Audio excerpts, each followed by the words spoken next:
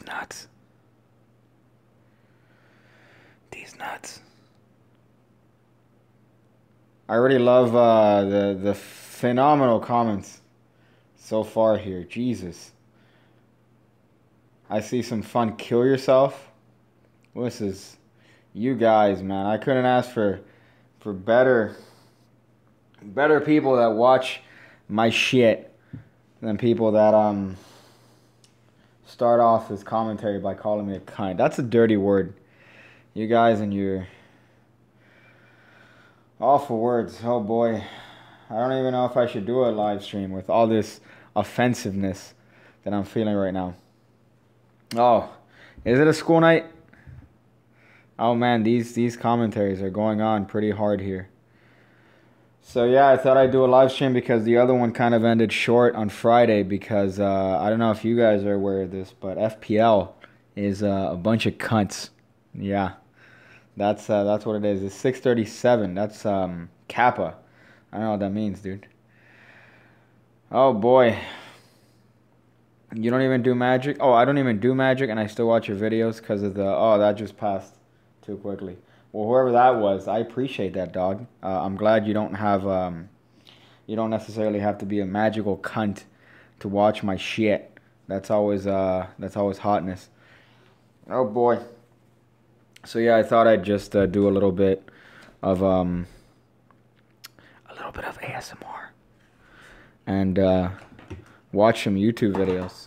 And then maybe a tutorial, maybe, I don't know. Talk about Magic, because, oh boy, why not?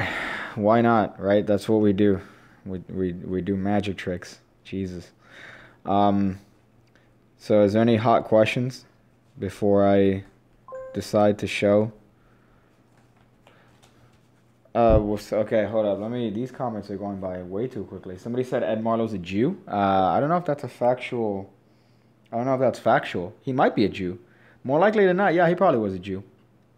I believe that he was a Jew. But you know what? He was a human, right? And that's the religion that we all have. Right? How gay was that? Jesus. I know. Funny. Okay, there you go. Hold up. There's a Mysterious Tease video. What? Mysterious Tease? Yeah, it's just me teasing myself. That's what that video is. Nothing that you should feel too excited about. But it's yeah, it's just me being a cunt, a teasy cunt. Who asked that? Oh, Trevor Barber. You asked talk about that Mysterious Tease video. Yeah, it's just a little bit of a tease. That's all it is. It's nothing nothing you should be alarmed about. Oh man. If I have 90 grams of ice and 250 grams of iced tea and 25 degrees, oh boy, that's already enough too much for me to read, right? Somebody says pig cake. I was wondering why you don't do a face reveal. That's because I'm not gay, I guess. I'm not gay, so I'm not gonna do a face reveal. Even though people, that's the number one comment that seems to happen all the time is, hey, pig cake face reveal. I actually don't have a face. And yeah, thank you, The Beef, for making logical sense. Why are you measuring iced tea in grams? That doesn't make any sense whatsoever. See, we use freedom units over here. We use what do you call this? Liters, right? We use a system that nobody else uses in the fucking planet because that's what we do here in the good old United States of Cunt America. Let me just see this here. Oh boy. You know, I was actually trying to find some hot videos on YouTube and it was hard to find good quality content because all my recommended feeds are the same shit. And I know it's hard, apparently. You can't actually put links on the chat here. But I do want, if you guys could recommend some hot videos for me to watch that might broaden my horizons. And it doesn't have to be a magic video. It could be pretty much any sort of video. And I'll watch it, because why not? Why not? Somebody says Gerald is a cunt. Ben Baldwin. Who's Gerald? I don't know who Gerald is. But he might be a cunt. Is he your friend? Is Gerald your friend? I don't know. I don't know if he's your friend or not. Oh, fuck sea lions. All right. Oh man, there's a lot of cuntistry happening here. I went to SmackDown and everyone chanted USA when Kinder was in the ring. You mean Jinder? So when Nakamura, oh, that's really funny. Yeah, that happens all the time. Lindsay Harvey, if that's her real name. That happens all the time. Two Canadians will be in the ring and then you'll hear USA, USA. Did Daniel Madison send you the confession series? I know you're his biggest fanboy. You know, I haven't really been on top of Daniel Madison as I used to be. I used to be more on top of him. And by on top of him, I mean sexually. He's an attractive guy. But I really haven't been keeping up with the whole deck thing that he's been doing. So I know nothing of Daniel Madison apart from apparently he's black and white. That might be, I mean, that's pretty much the extreme of that. I would like to actually see him in person. It's like Asian pornos. I don't know if you guys have ever frequented Asian pornos. The 3% of you that are female. If you watch enough Asian pornos, you know that all Asian women have blurry vaginas. It's the same thing with Daniel Madison. I feel like Daniel Madison is black and white in real life, much like Asians have blurred vaginas. There you go. That's what I was going for. You do these live streams a lot, and I was wondering, are you depressed? You need some loving? Because I would do that for free and give you a cat. Also, check out this funny face. That depressed me. That comment depressed me. No, I don't think I've ever been depressed. But I do want to make one of those clickbait YouTube videos where I talk about depression, even though I don't know anything about it, apart from my knowledge of psychology. But that's like it's like a commonality in the circle of a YouTuber's life. They have, you know, they make a couple videos, they might gain a little bit of success, and then that success gets to their head, and then they have a video where they talk about their depression and all the problems they have, and then that gets sympathy, and then that gets circled around in a massive circle jerk, and you have people like Onision. Is that like is that one? I guess maybe, right? Is that one? That's kind of the quintessential like cunty YouTuber, Onision, and then other people. Who else is like a YouTuber that has suffered from that YouTube fate? Dude, seriously, I'm being super sincere. Do you have cunt AIDS? That's really funny. Did you see? No. Oh boy. I also have this habit of reading my texts out loud, which is gonna get me in trouble because then people might figure me out. What do you do when people screw up your magic tricks? Logan work. What do you mean? Like how screw up your magic tricks? How? Although pretty much every what I could boil down in terms of my knowledge and understanding of performing is pretty much you have to think and go back into what it is that you said that may have triggered this particular individual to decide to act out. Are you having a sort of cocky demeanor, right? Do you have some sort of challenging? Are you challenging them? Is that person already someone who's predisposed to, to act out? You have to think about the things that you say to warrant some sort of response from somebody. So then that's kind of what could prevent you from having somebody call out again. So yeah, it's really a question of seeing what works. But it is good when you get heckled, and it is good because then it puts you on edge, and then it kind of makes you one of these performers that you're on your toes, and then that subsequently will improve your ability to jazz. So that's kind of dope. One more. I don't want to buy a book. Slidini helicopter. Are you telling me to expose how Slidini does his helicopter trick? Is that because I actually don't know how to do it? I haven't read that. But I'm sure you've seen a video, and you want me to show. I have no idea.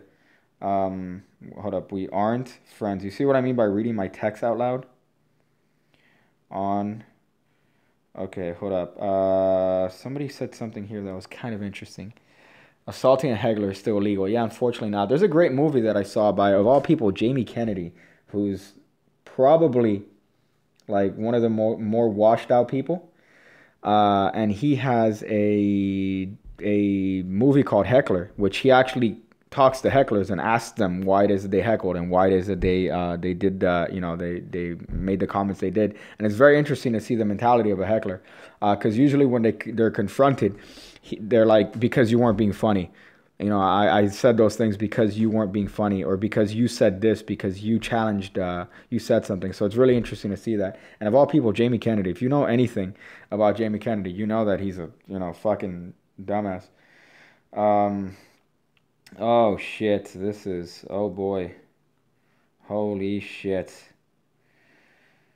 Hashtag me too.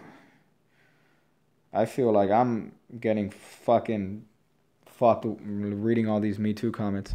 Do I remember Mike Adamley? Yes, I remember Mike Adamley, Lindsay. You're showing me off here. You're making me reveal my fucking other nerdness here, or my piece of shittery. Hold up. I noticed hella tutorials on YouTube seem really cool, are done at the right angle, so it seems really slick, but it doesn't go this way in real life. Any comment on this? That's actually a great question, Banu Garg, if that's your real name. That's a really good sort of comment too, because you notice that these videos are shot top down, and a little secret of mine, I reverse it and flip it. That's how you get the angle. Yeah, I know. I used to have an overhead where I put this phone, because I used to use this phone as my main camera.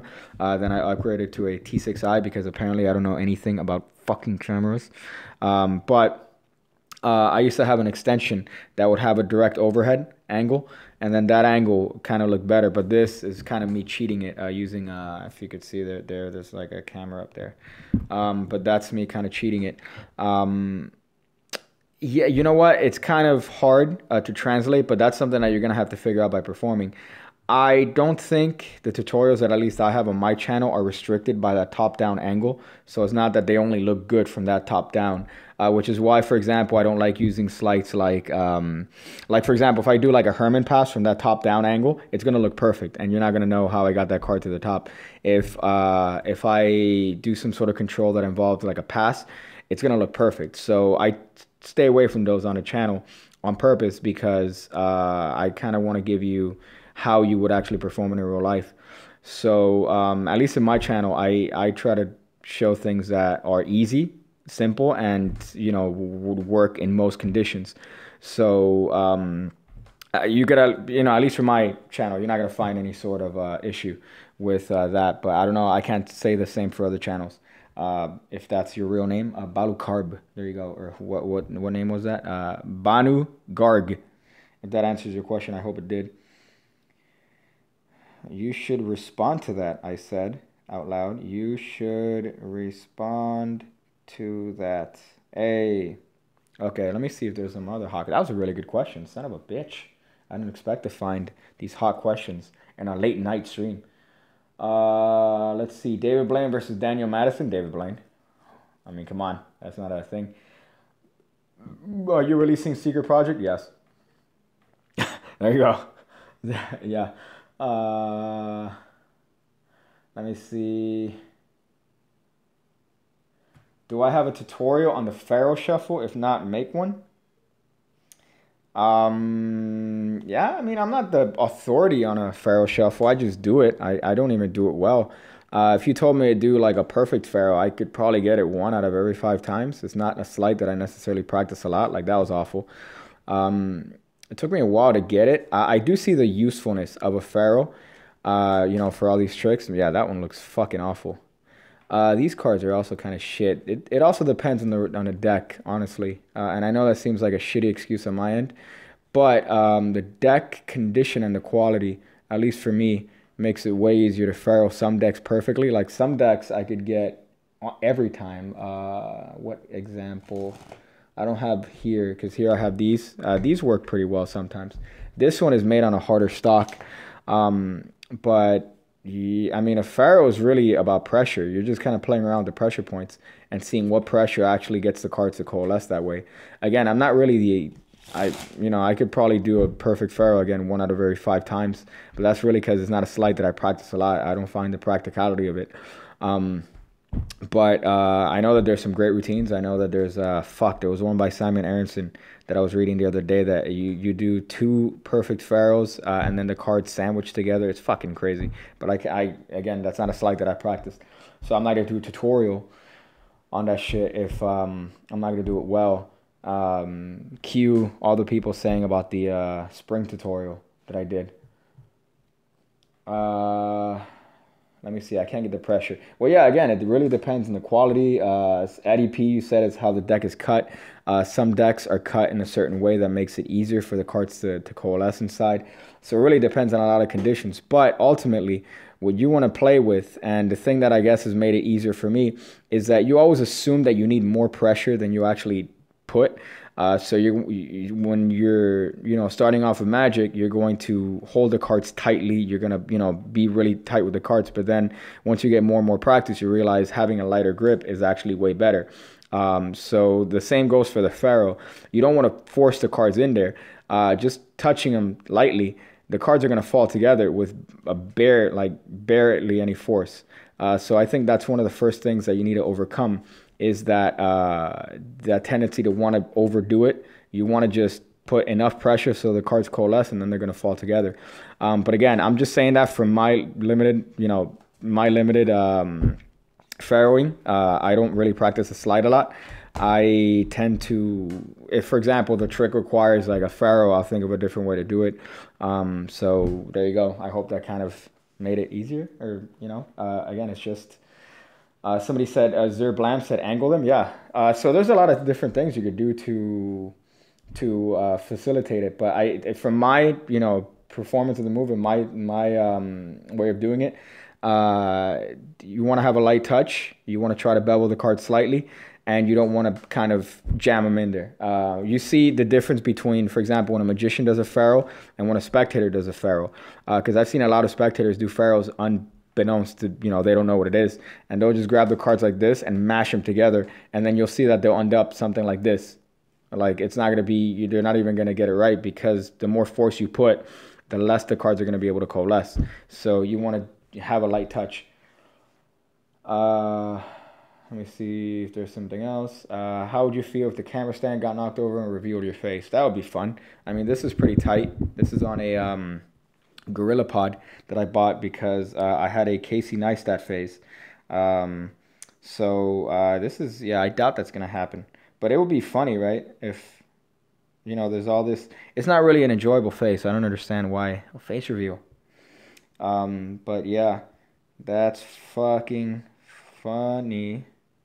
What a cunt, though. What a cunt, though. There you go. But that'll be funny. Sam Kim. When you read expert, Lindsay, you say, when you read expert card technique or expert at a card table, do you, with your current experience with Magic, find what's written up difficult to understand? Because sometimes I give up. No, it was the opposite for me. When I first started reading those books, I hated them because the language was very droll. It was, not droll. The language was very boring. I didn't really understand a lot of the things that I was reading. And I really typically only looked at the pictures. And if it was a picture that looked good, like a drawing that looked good, I would read it, So that's where, when I was first learning the things, I learned certain double lifts from expert card technique. I learned, certain palms from expert card technique. The pass I learned from that book. But it was only because they had the picture. So I would skip over the things that didn't have pictures. Then later on, fucking 10 years into doing this shit, I picked up the books again, and then reading those tricks, I'm like, oh, this is what I've been missing out, and this is some good shit. Like, this is some actually legitimately good shit. So, I found the exact opposite. The more experienced you are, I think, in Magic, the easier it is to read those books, the easier it is to understand. And then that's kind of the best advice that I give for people that are just starting off Magic is don't dismiss the books. You think that, watching a fucking tutorial on YouTube is better. It's not. If you're reading a book, you're going to find your own way to do it. And if you are watching a video, you're just going to copy me. And at the end of the day, you're just going to be a copy of me, or you're going to be a copy of Shin Lim or Chris Ramsey or anybody that you're watching on YouTube. You're just going to be a copy of them. If you read a book, you're pretty much trying to interpret the book based on your pre-existing knowledge. So you're just going to do it, and you're going to come up with your own way of doing it.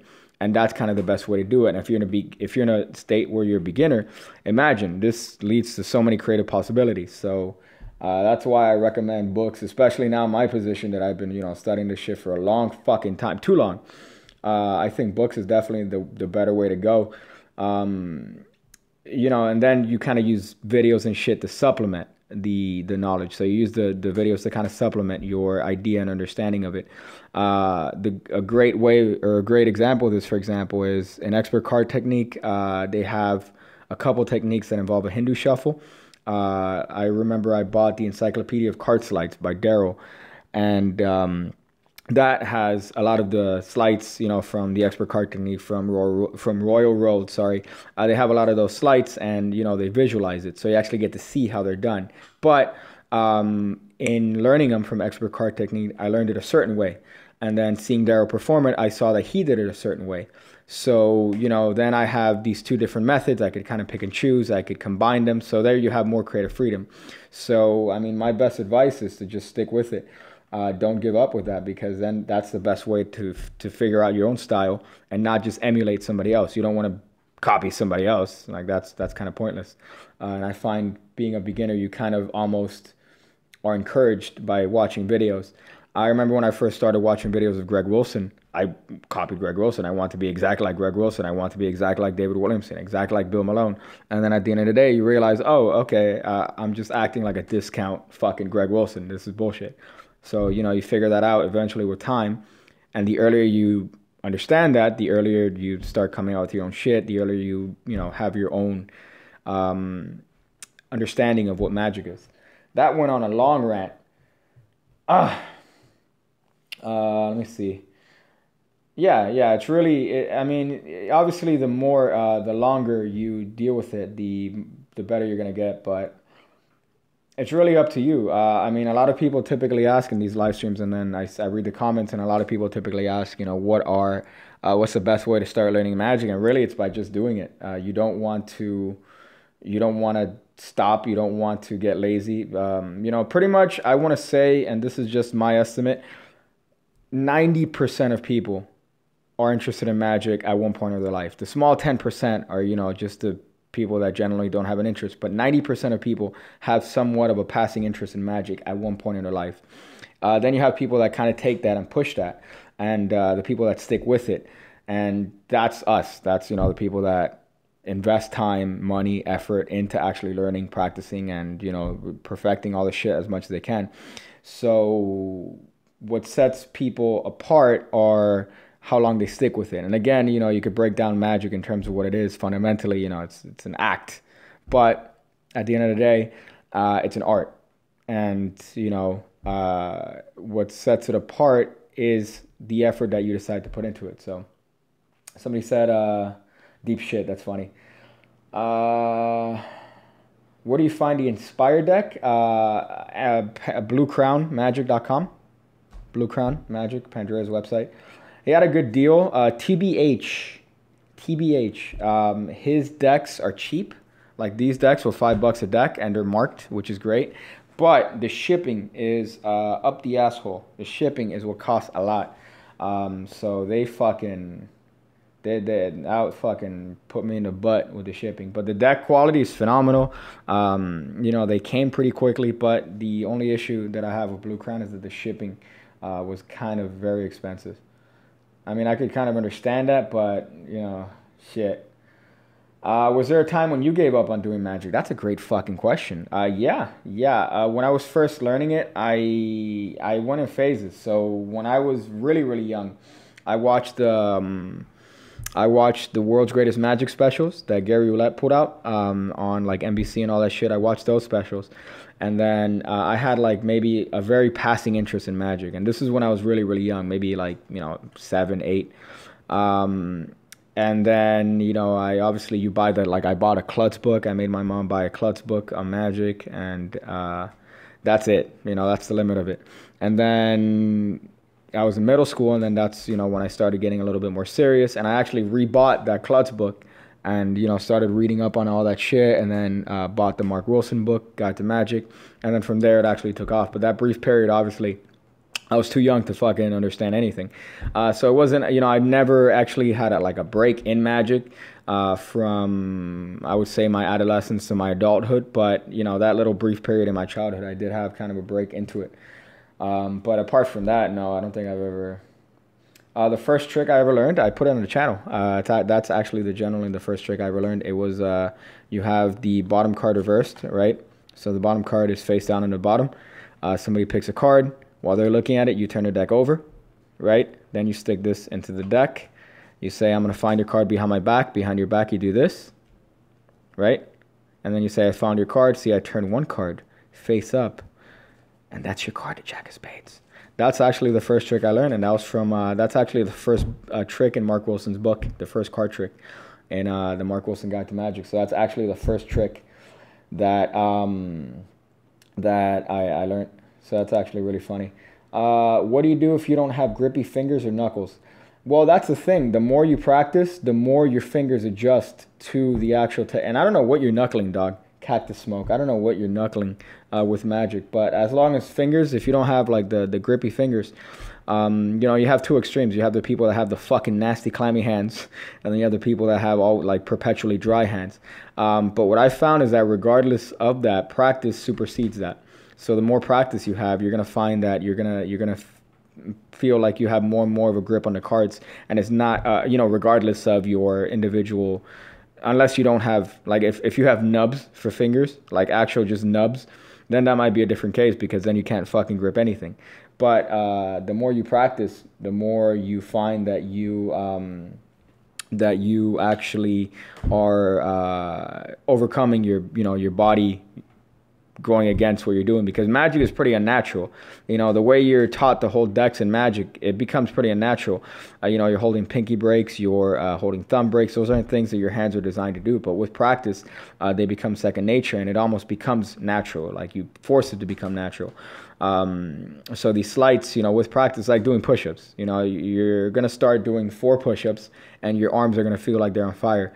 But you know, you keep doing it, and eventually it's gonna get to the point where you're doing just a lot. Same thing with Magic. It's all based on how much effort you put and the practice that you decide to put in. But if you don't put that practice, you're not gonna get the results. I mean, you could compare it to anything else: music, working out, anything. What should you do if your legs are amputated and you want to do Magic? Isn't there a guy on Foolus that did that shit? And the small man of Nuremberg, he had like 20 kids. If you look that up, the tiny man of Nuremberg, he was, what do you call this shit? He did Magic, and he had like a nub for hands, and he had a nub for fingers, and he also had 20 kids. So he found a way to fuck and do Magic without hands or legs. Or Gutenberger. Well, let me see. The small man, small magician, Norn. I might be saying that incorrectly. I remember reading that up. Let me see. I'll tell you right now. If I am wrong, somebody probably knows it. Somebody's probably gonna fuck that up or know that. Little magician. Fuck. Let me see if I could find this guy.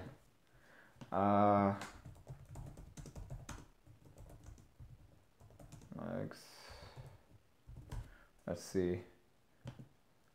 Oh, there you go. He was Matthias Buchinger, which I'm pretty sure I fucked up. But let me see what his nickname was. Oh, Little Man from Nuremberg. So yeah, so I wasn't that far off. A Little Man of Nuremberg. This guy did it with fucking nub.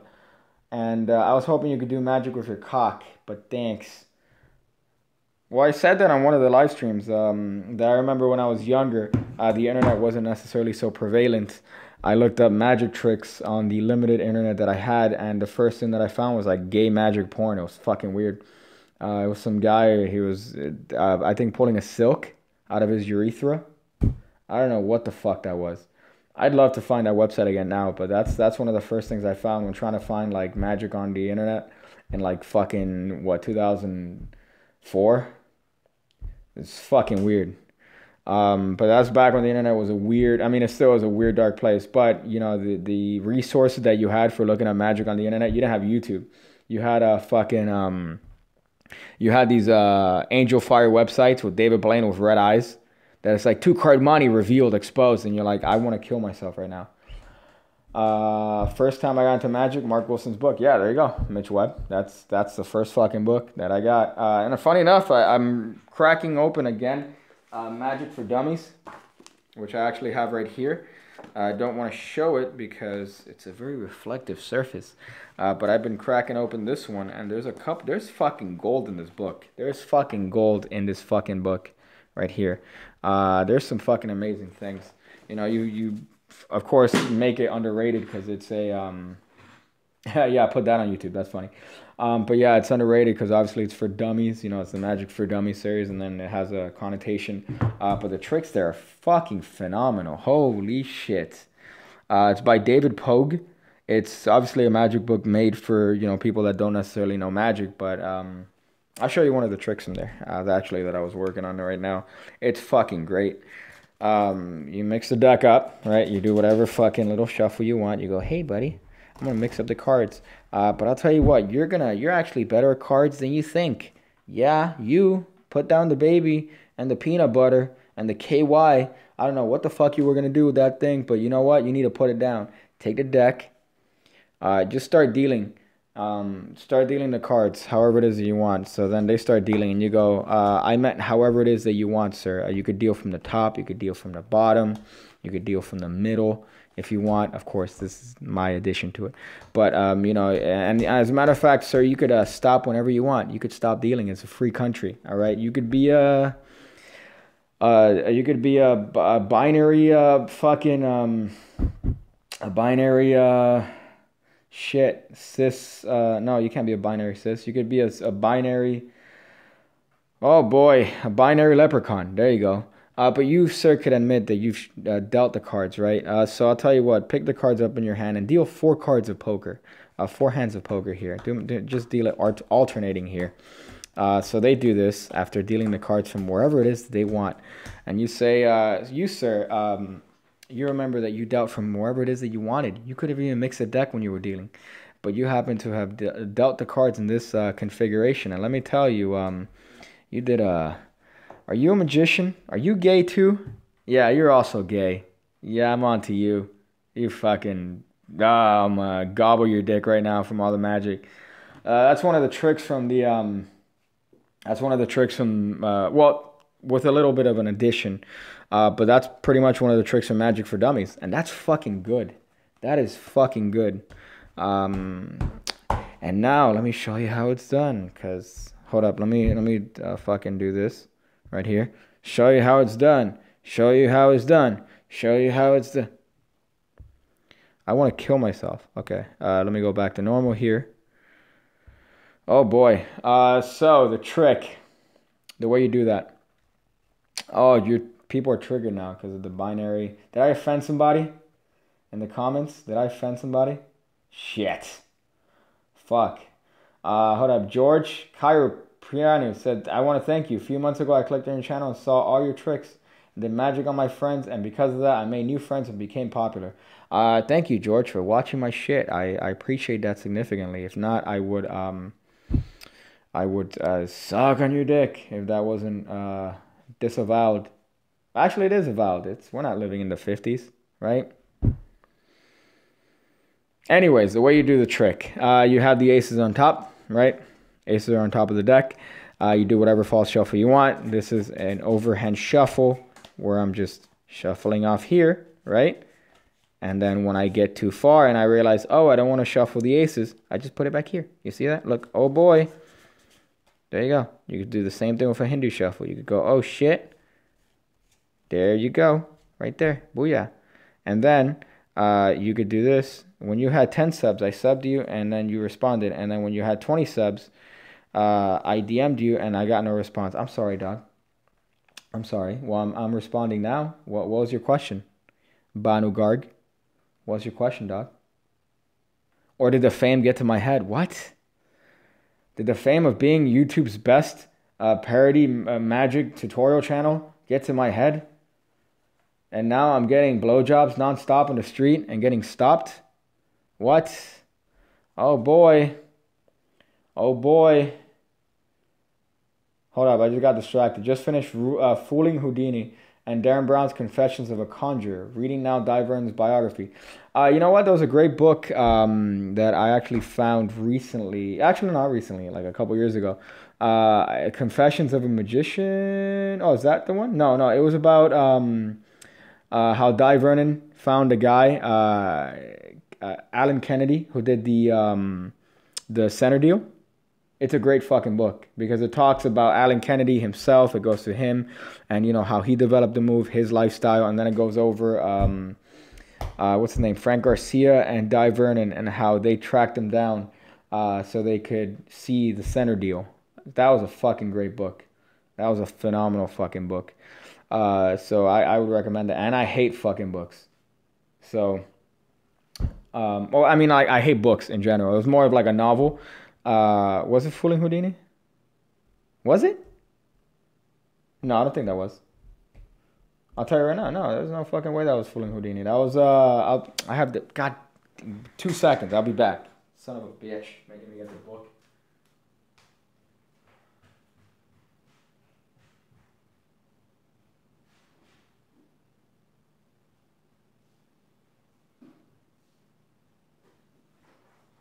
Found it.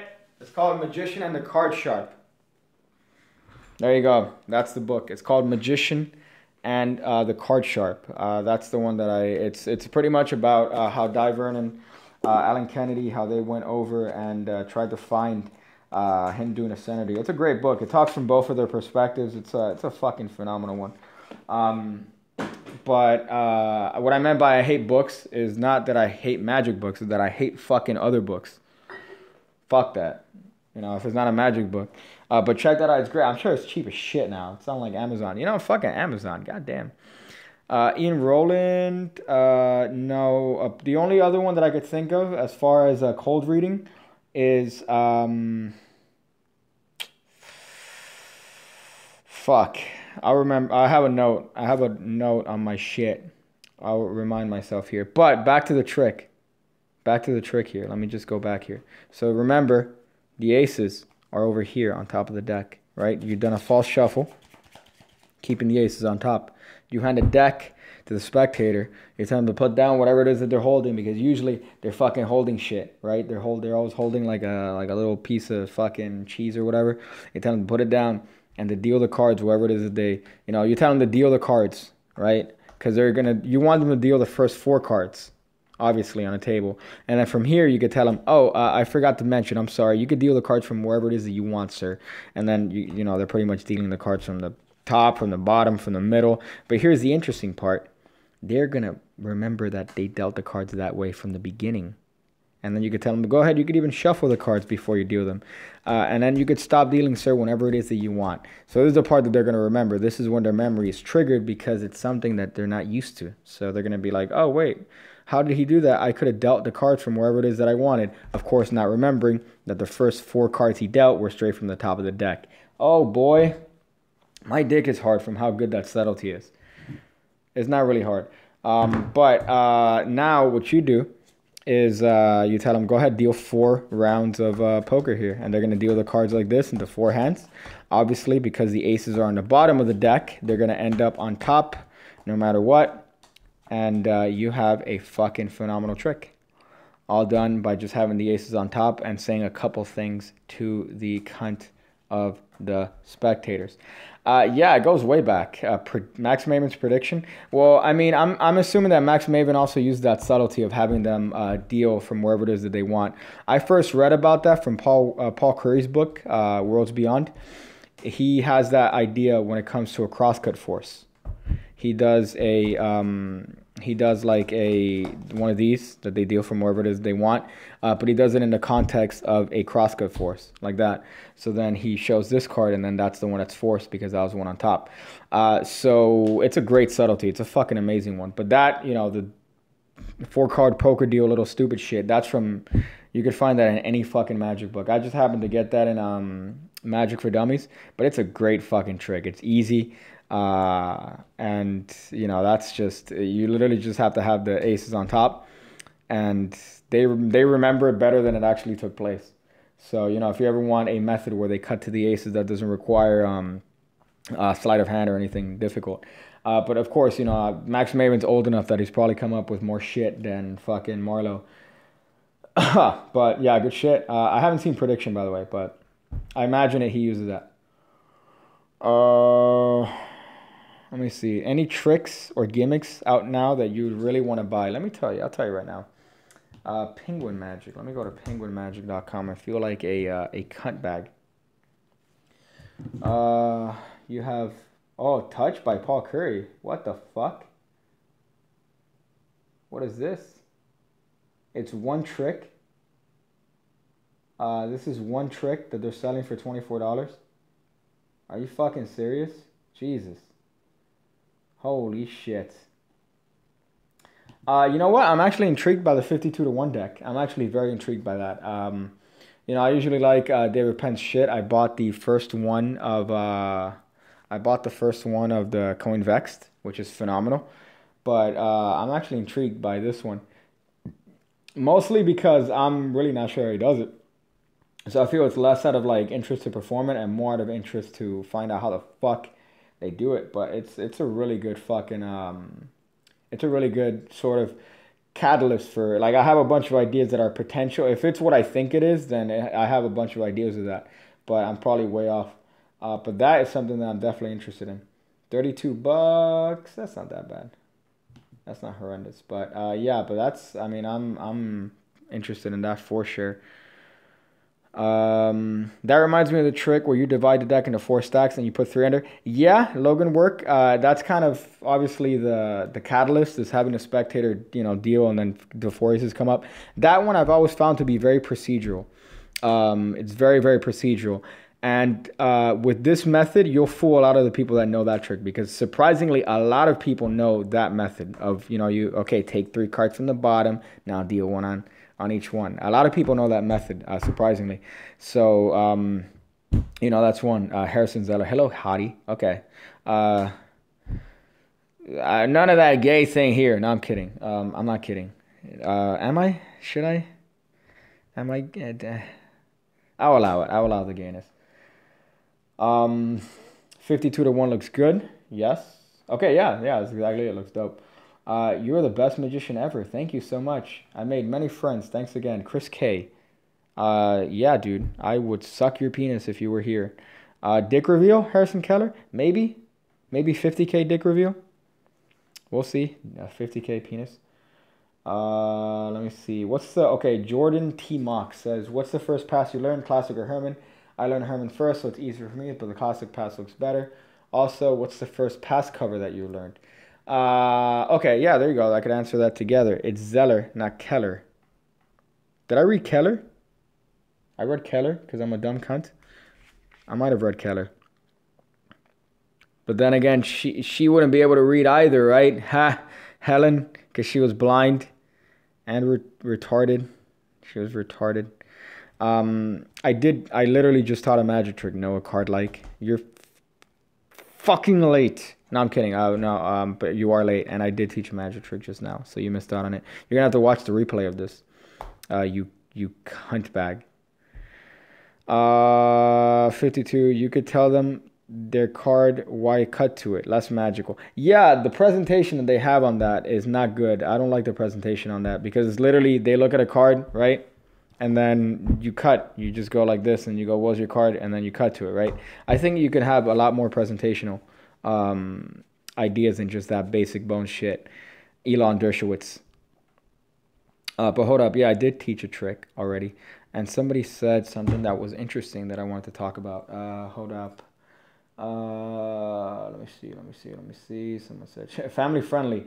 I think it's the opposite of family friendly. I'm a fan of cunt jokes. And I make fun of the gays. I make fun of the because I might be gay, so I make fun of the gays.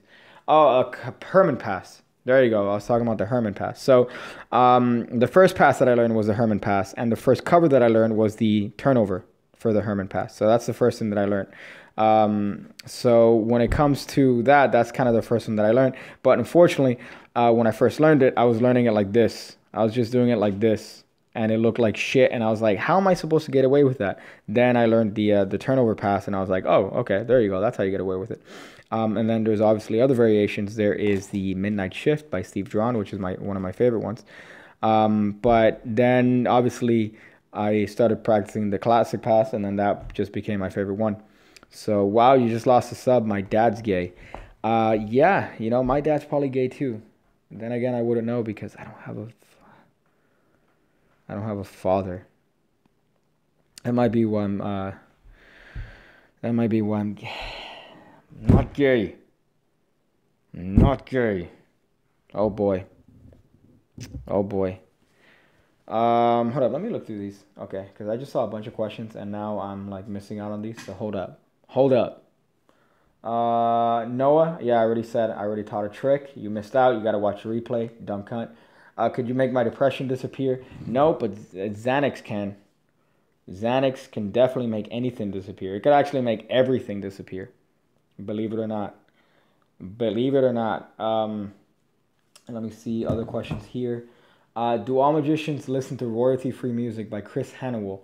Unfortunately, if they want to put it in fucking YouTube videos, unless they want to pay for the music, like one of these services that they get like money for shilling, they have to kind of resort to royalty-free music. Or they can get regular music and just pitch it the fuck up, which is what I've done. I started getting into Magic because my kids think it's cool, so I started practicing. Your vids have helped. Thanks. Golf Nut. Thank you, dog, for watching my stuff. I greatly appreciate that. Again, I do like, I'm kind of a cunt, so that's kind of what makes it interesting, I guess. But apart from that, you know, there is some legitimate magical stuff. It's not just all cunt humor. It's legitimate magical thought and process. You'll see. I mean, if you hear the first 22 minutes, there's a lot of magical stuff. But I'm glad you appreciate my shit. I once saw a card switch that started from a double lift, and he put it on the table. He switched it and flipped it over. How could he do that? Wait, hold up. I once saw a card switch that started from a double lift. Okay, hold up. Started from a double lift. Okay. Then he put it on the table and switched it as he flipped it over. So he did the Marlowe Miracle switch, right? Is that what you're talking about? Is that like he's doing the Marlowe shit, the Marlowe switch? This shit right here, that Marlowe switch. Is that what you're talking about? Or no? I might be wrong. Matt Galea. Started as a double lift, then he put it on the table and he switched it as he flipped it over. Unless you're talking about like one of these fucking Darwin Ortiz ass muck moves, which I suck balls at, but we'll try it anyways. One of these moves that you like, you're at the card table and you go, oh, let me just square this puppy up. See, I suck balls at that. I could do it. I could fucking do it. You go, hey, and then you spread 3 cards. Holy shit. Okay, I could do this. I could do a muck. I could do it. You go, oh my God, my poker hand is so good.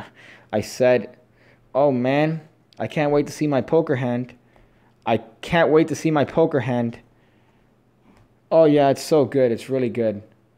It's fucking awful. Holy shit. Yeah, I shouldn't have shown that. That's an awful muck. But I'm not sure what you're talking about, dude. Let me see if I missed out on other stuff. Something on David Blaine, doing it for Katy Perry. Is that what you said? Or Kerb Lamb says, why is revealing these card tricks okay, but frowned upon when you reveal like a clip shift or a raise rise?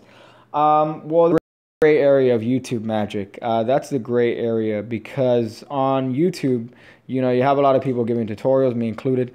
You have a lot of people that are showing things that are from other magicians, which, you know, I'm not necessarily a fan of.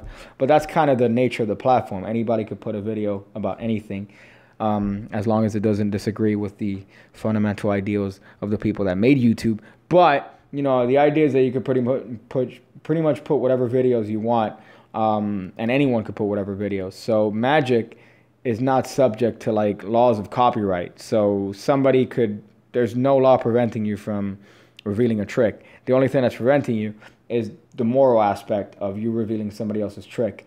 What I try to do is, you know, the tricks that I show for the most part are, you know, variations that I've come up with of methods to suit my needs.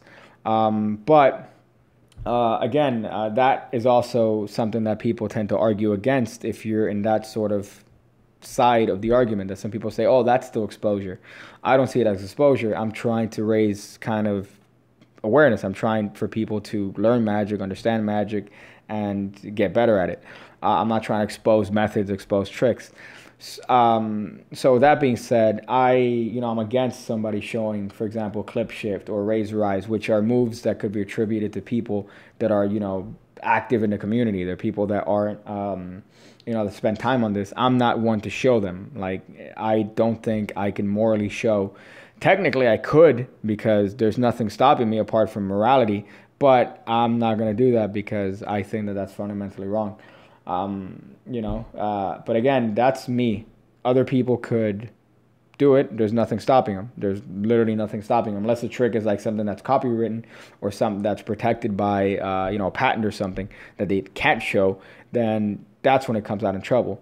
So, and one of the funny things too that I've seen a lot now is performance rights. So there's a lot of magicians that they come out with tricks, and whereas they might have a tutorial on it where you could buy for $30, they're not giving away the performance rights of the tricks. So you can't necessarily,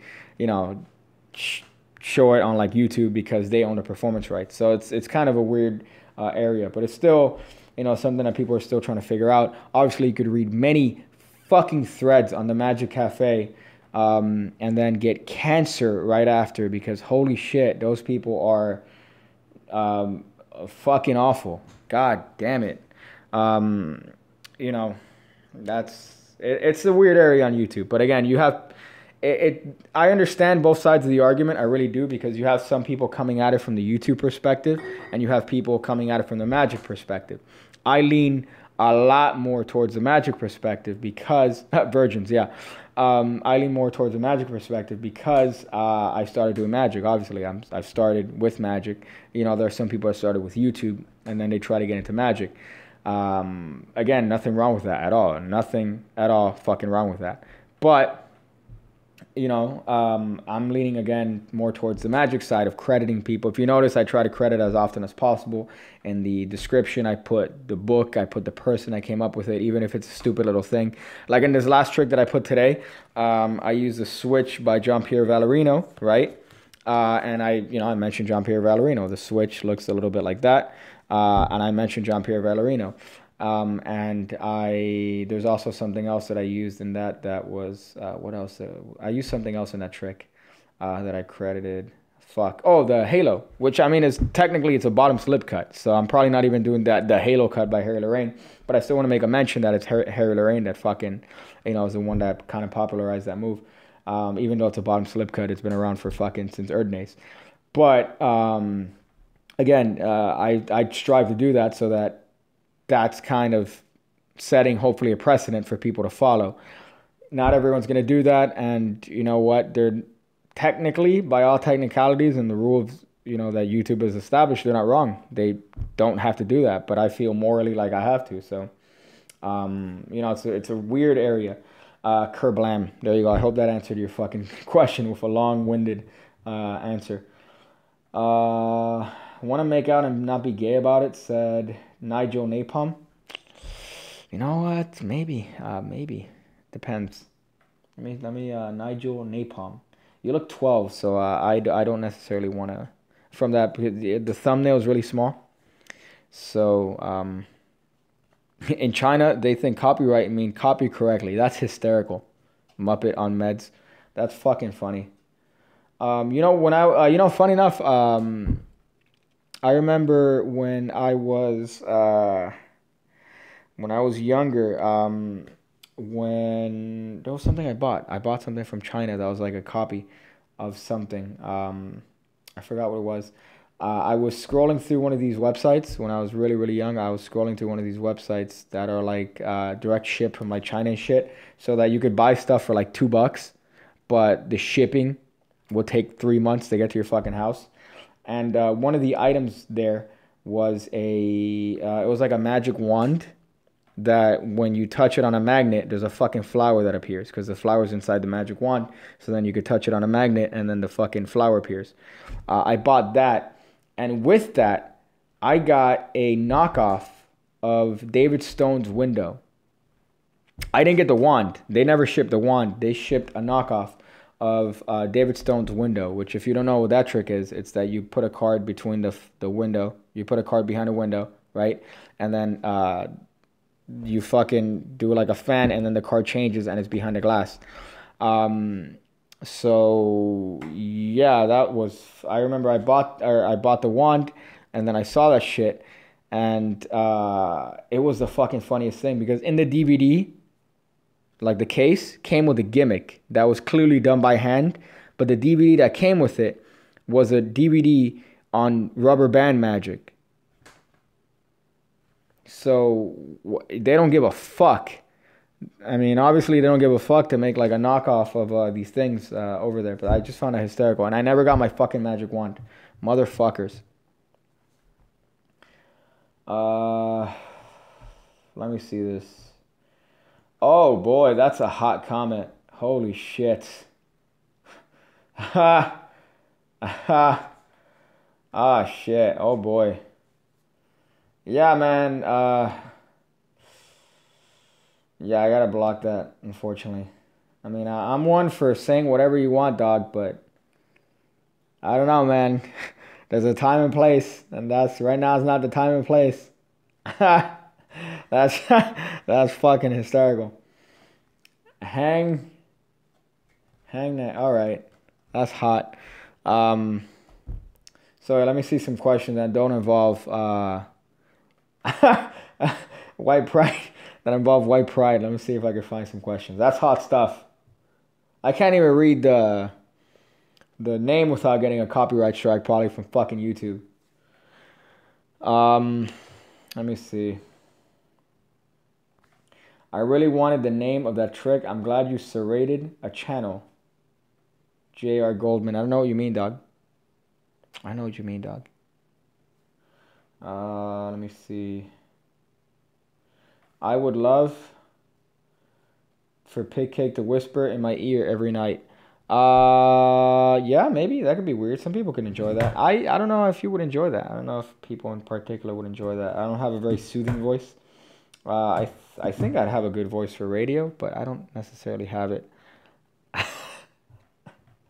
Come on, man. What are you doing to me, man? I gotta keep blocking. Y'all, you fucking dumbasses. Let me see if I can find some shit here. Okay, you know what? That's actually not Joe Napalm. The last question before my live stream went off last time was on cardistry. And I mentioned that, yeah, I do need a mod. But I mentioned that the ideas for these racist people have me dying a little bit. But I was talking about Jay Sankey and his whole cardistry rant. And, you know, I don't necessarily disagree with Jay Sankey. I don't disagree with his idea of disliking something, because I think, you know, if you want to dislike something, yeah, by all means, you're a fucking human. You could dislike it if you want to. I think Jay Sankey's problem was that he used the wrong language. He said that people in general don't find that sort of stuff. There's no market for it. He pretty much said that there are people that don't find that entertaining. And I think that that's kind of what triggered people and offended them. But if he doesn't like cardistry, then there you go. I am a fan of looking at it. I'm not a fan of necessarily like learning the stuff. I'm not a huge fan of, for example, mixing it with magic if the context is incorrect. So, you know, a lot of people don't necessarily, if you have somebody that's getting into cardistry and they get into magic afterwards, you know, you find them trying to combine methods, and let me mix your card into the deck, all right? And then, you know, they're mixing the card in the deck with a fucking Sibber routine, and I'm like, that's not, you know, you're not doing it right. Or, hey, sir, I'm gonna mix the deck up, all right? I'm mixing the deck up, and they're doing all these sort of like fucking cardistry moves and shit. They're putting fans in their butt, and you know, it's really not. It should have the right context. That's what I mean. I think that it should really have the right context. And not a lot of people find that right context. So, but I like looking at cardistry. I enjoy it, but I think it should be something that's considered separate from magic. So there you go. Yeah, there's a lot of very angry people here. A lot of angry. I feel like it's the same person. I'm just making different accounts. Or is it, did I say words that triggered like a bot? Did I say like certain things that triggered bots? Or is it just one cunt that's trying to make, let's see. Guitar Breakdown says, that's really funny. Hold up. Guitar Breakdown says, where do we find bio/info on you? Been watching you for a few weeks now and I like your controls and knowledge. I don't know. I mean, I'm kind of anonymous, dog. You know, obviously. I don't know if I should say this, but my real name's not Pig Cake. That's a fact. But that's pretty good. But no, I'm kind of on the anonymous side, and I think that's the point of my channel. Is the anonymity aspect of it. When I first made the channel, I really wanted to do you fucking God, can you stop making fucking other accounts, you cunt? I really wanted to do Mismag, but like a different Mismag. And like a Mismag on crack. I kind of wanted to do magic tutorials like that. And then I preferred the kind of the character speaking through the method, like the videos and stuff. I prefer that. I don't want to like necessarily, I don't think that showing my face is going to add anything to it. So that's why I don't do that. But as far as like me and, you know, my background in magic, I've been doing it for like, what, 16 years now? 16 years. Not professional. You know, obviously I've dealt with it as like an amateur, but I fucking read everything I could. I've watched everything that I could. I've spent a lot of fucking money on a lot of different books and a lot of different DVDs and, you know, studying people and shit. And, I mean, the unfortunate part is that I really haven't found a big magic community down here in Florida, South Florida. I really haven't found a huge magic community. I've heard that there are certain meetings of like, you know, IBM rings that do come down here. So I really haven't had the opportunity to, you know, work face to face with a lot of magicians, but that's one of the things that YouTube has allowed me to do. YouTube has allowed me to fucking block motherfuckers. YouTube has allowed me to, you know, reach out to different magicians and then kind of get their you know, pick their brains and stuff, which I find fucking great. And I really haven't had that opportunity here. Michael Mar lives in Florida. John Armstrong is in Orlando. Yeah, I know. There's a lot. Orlando and Northern Florida is typically where there's, you know, more of that. Down here, I know that Doc Hilford lives, I think, in Miami Beach.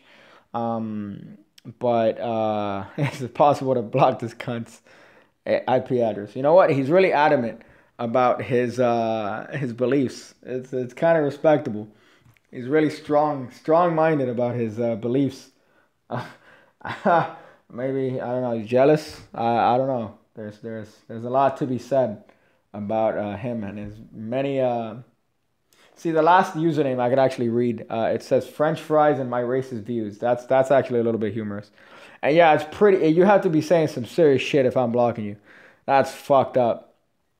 Nothing in Southwest Florida either, as far as magic. I mean, yeah. I mean, the key is to try to bring magic down here. That's what every fucking shop owner that I've ever spoken to has said. That is like, oh, the key is to bring magic to you. I remember when I went to Vegas, I went to one of the magic stores there, and then he asked me where I was from, you know, and I told him that it was unfortunate there isn't a big magic community down here, and he's like, well, that's what you got to do. You got to bring that magic community to you, you know. Maybe one day, maybe there might be a Pig Cake Magic Convention. You never know. But one thing that I would love to do, honestly, are lectures on, you know, at least theory and certain things from my understanding. Because even though I'm not necessarily a professional magician, I think that you know, I could add a lot to the bucket. I guess I could the proverbial magic soup. I feel like I could add a lot to it, and that might be very interesting. But you know, as far as now, kind of my goal, I really want to kind of grow this channel. I want this channel to kind of grow as much as possible, kind of affect a wide span of people, grow my channel that way, and then see what opportunities come from that.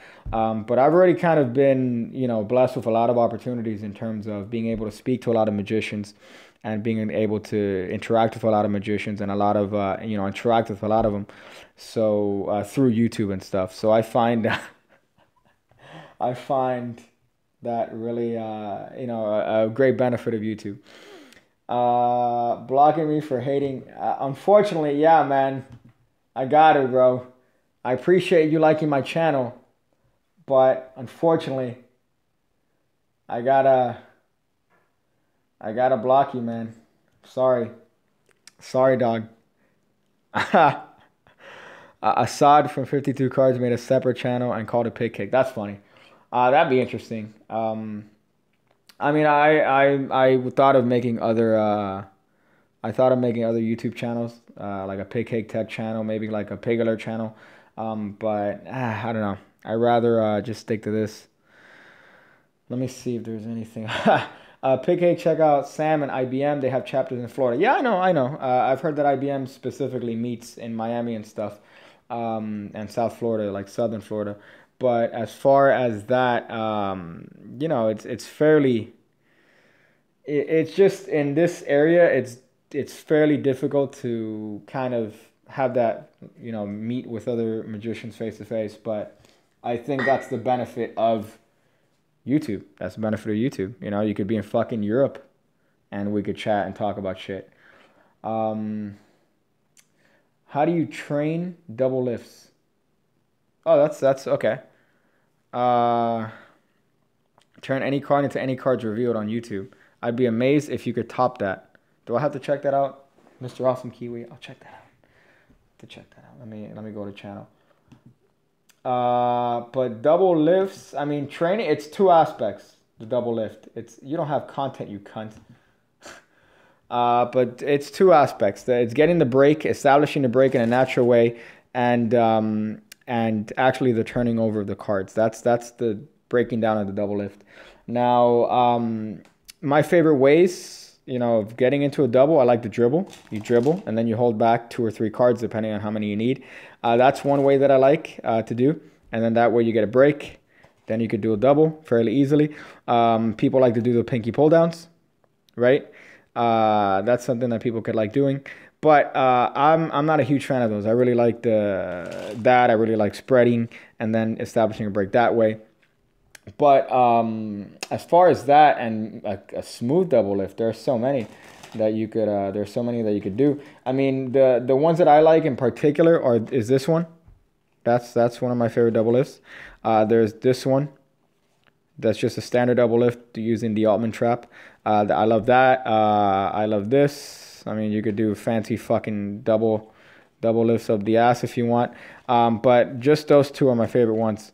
Yeah, the strike double, you don't need a break. You could I remember seeing that recently, actually. I was watching one of Daryl's one of his old videos, the encyclopedia, and he has that strike double, which is fucking phenomenal. But my favorite, I think that's the Gordon Bruce, right? Gordon Bruce double, and then just the typical one. But it really depends on what you're looking for. I think the best tip too is to try to do even this double could be a good one. This one. Hold your hand out. That double could be a fucking great one because if you justify correctly, they're not gonna remember that your hand came back to the deck if you stage that correctly. Even this double could be fucking presented great.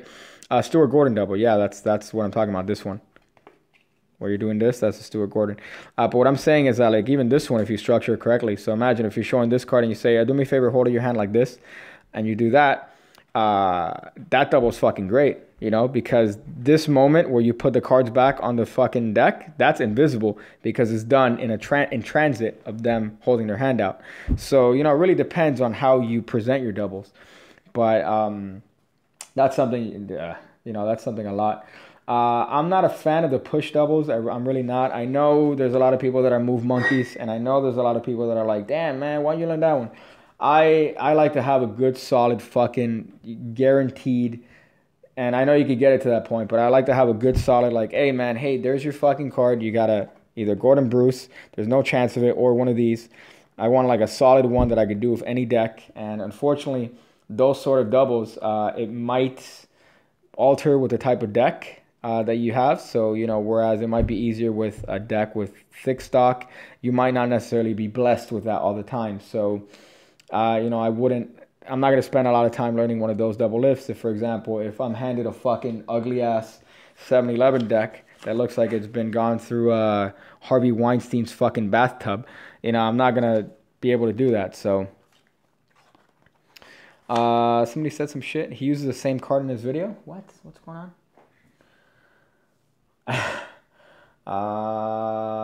I can't do Magic without getting nervous. Any tips? Yeah, I mean, the easiest thing is to do as much as possible, really. I think everyone, regardless of how many years you've done Magic, you're going to feel that nervousness whenever somebody puts you on the spot. But I think the best way to kind of overcome that is by not only realizing that it's a fucking entertainment, that if you fuck up, it's not the end of the world, but by starting off with something really, really simple. So start off with something that's strong, you know, but still really simple on your end. It doesn't require a lot of work. One thing that's good for me is a peek. You know, for me, a peek really isn't something that takes a lot of effort. So you have somebody peek at a card. You tell them to imagine it over here, right? You get your little peek this way. And then, you know, you fucking tell them the card in whatever way you want, and there you go. And that's something that's easy. Doesn't require a lot of sleight of hand.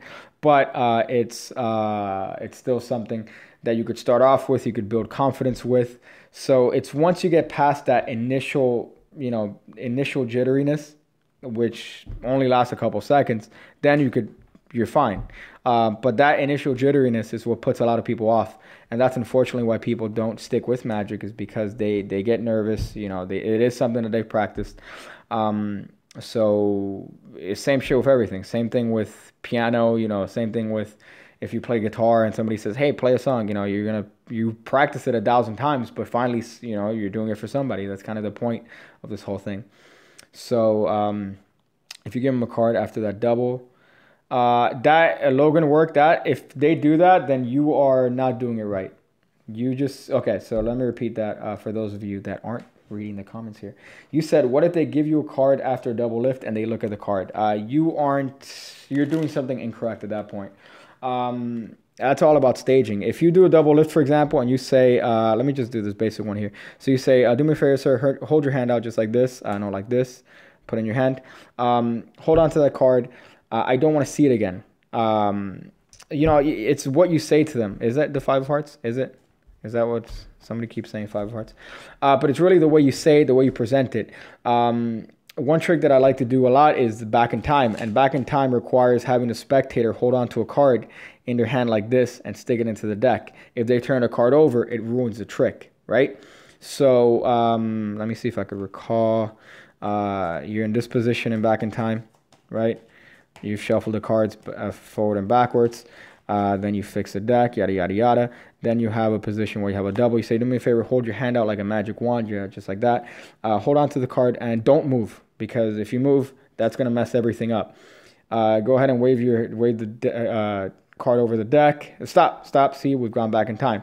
You're giving them things to do that are distracting them from them being able to turn the card over. So you're giving them actions that are not necessarily, that kind of go against the notion of that. And really, it's what you say, it's how you say it, and it boils down to audience management. That's really the best advice I can give you and the best tip.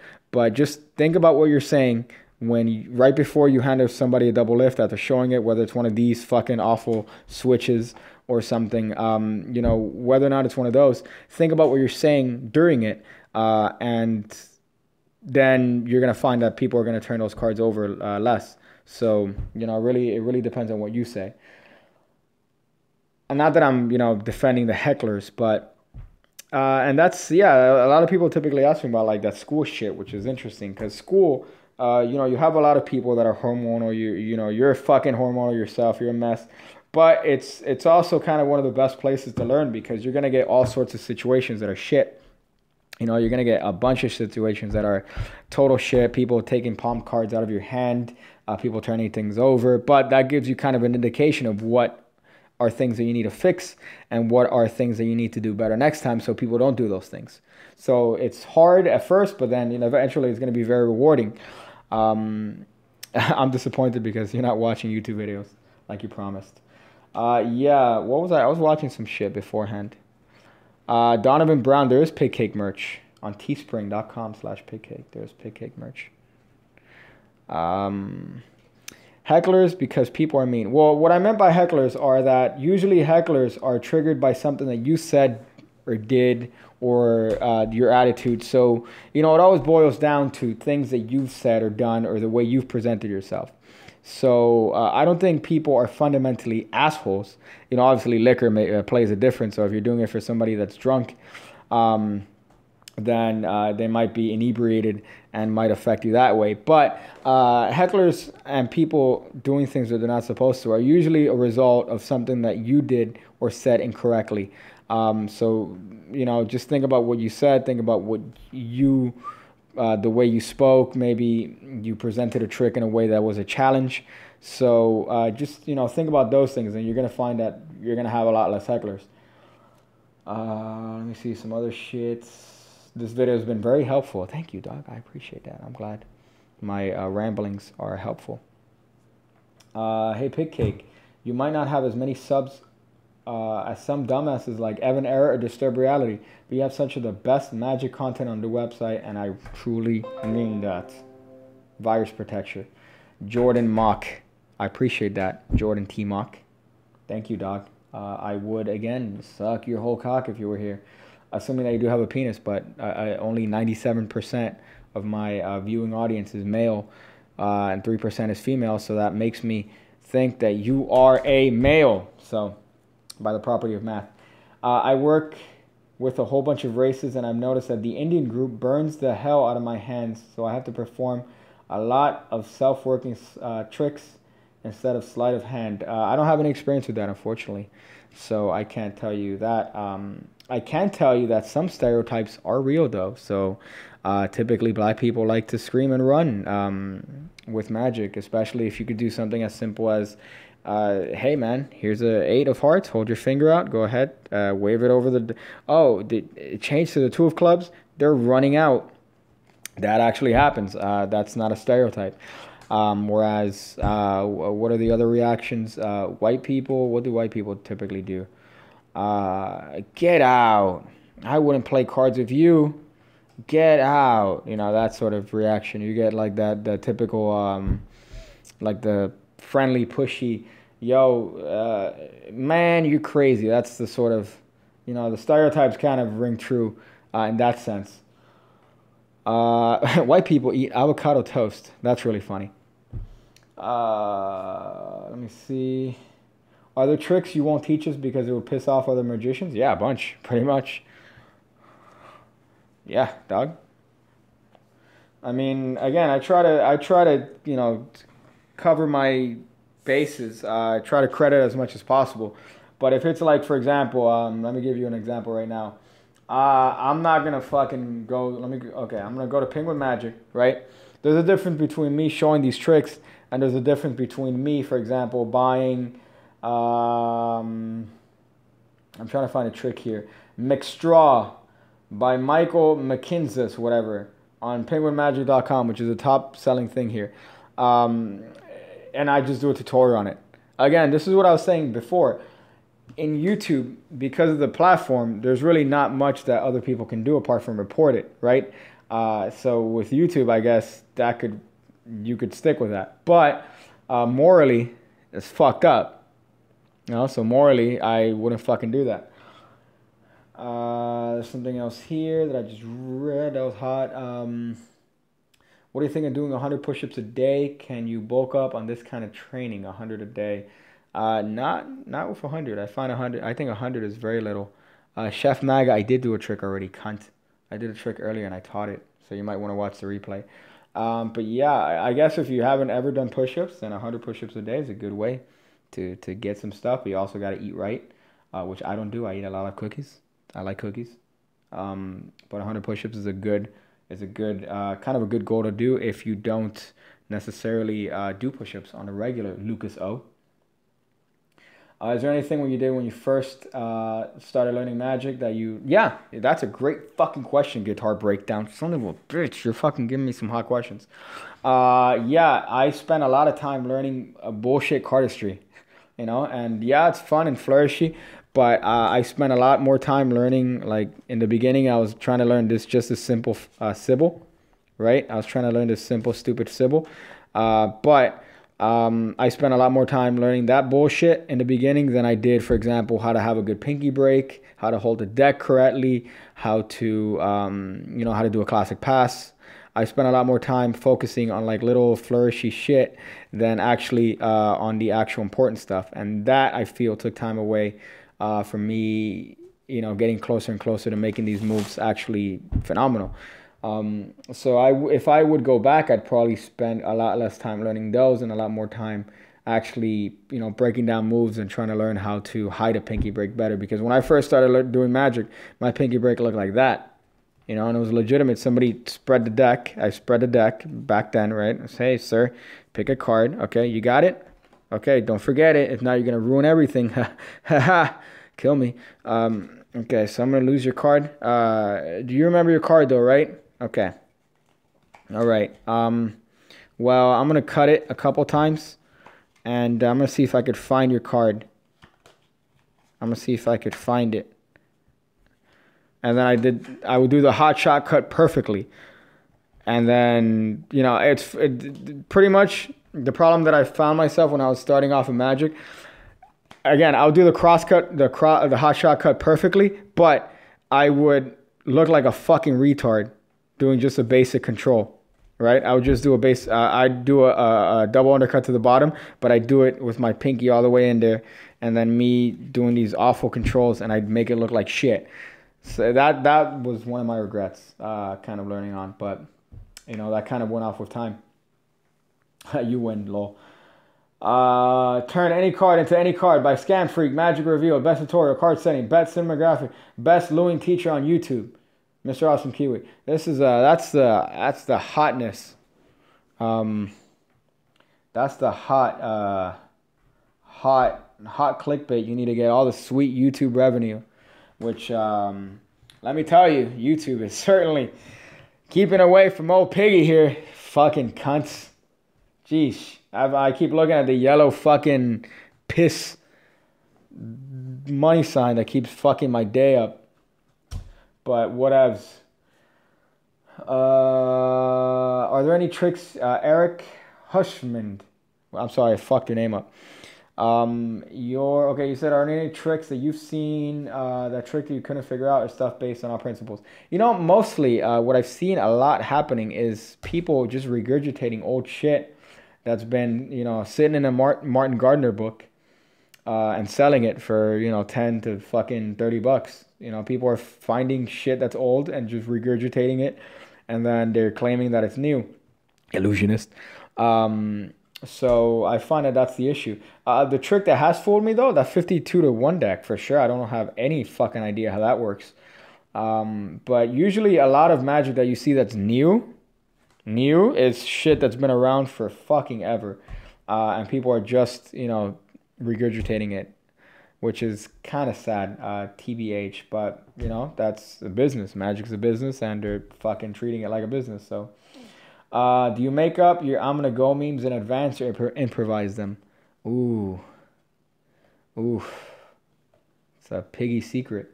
I make them up. I make them up.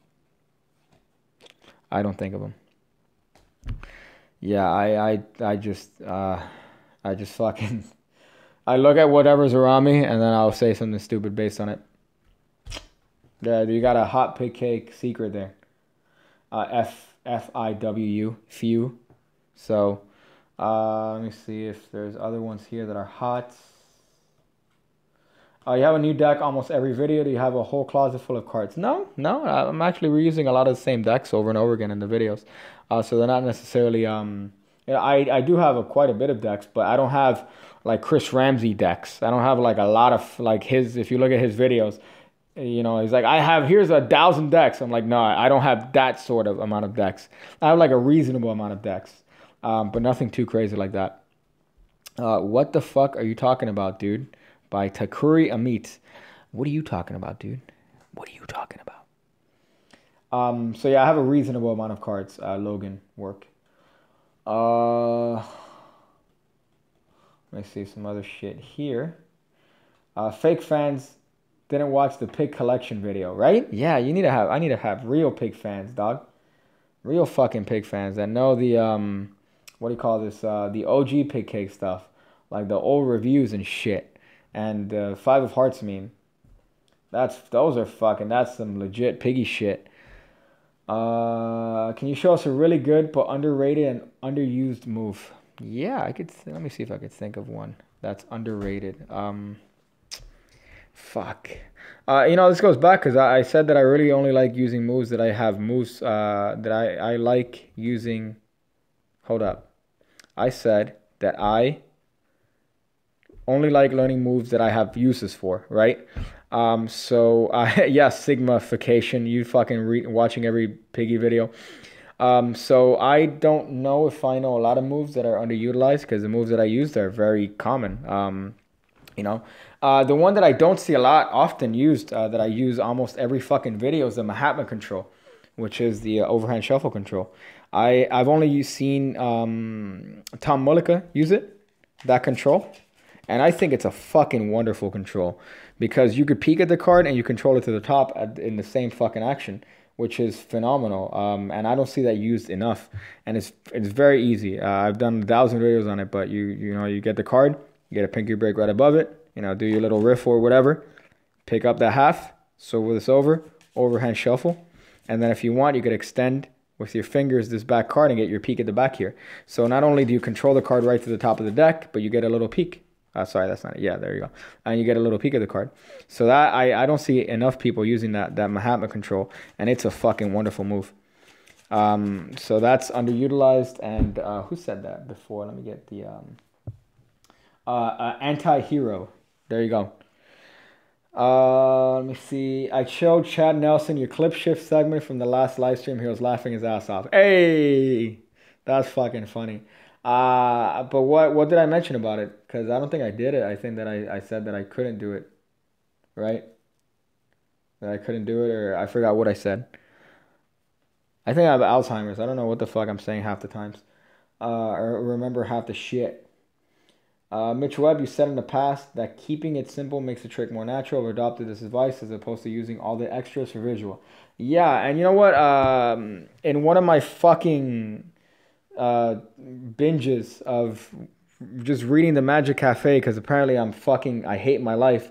One of the things that I did read, which I agree with on Magic tutorials on YouTube, is that a lot of them, you see them, they're just fucking, they're just fidgeting with the cards nonstop. This is the one thing I agree with from the Magic Cafe, that you see all these tutorials on YouTube, and it's just a lot of people just... Yeah, hey guys. So I'm gonna show you some hot shit, and just they're fidgeting with the cards, and I'm like,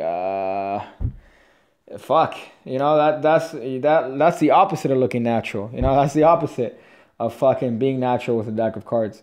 And if that's any indication of how it is that you're performing, then you don't want to emulate that. And I see that way too often. I've seen that in like fucking 70 to 80% of fucking tutorials on YouTube. Just people fidgeting with the fucking cards.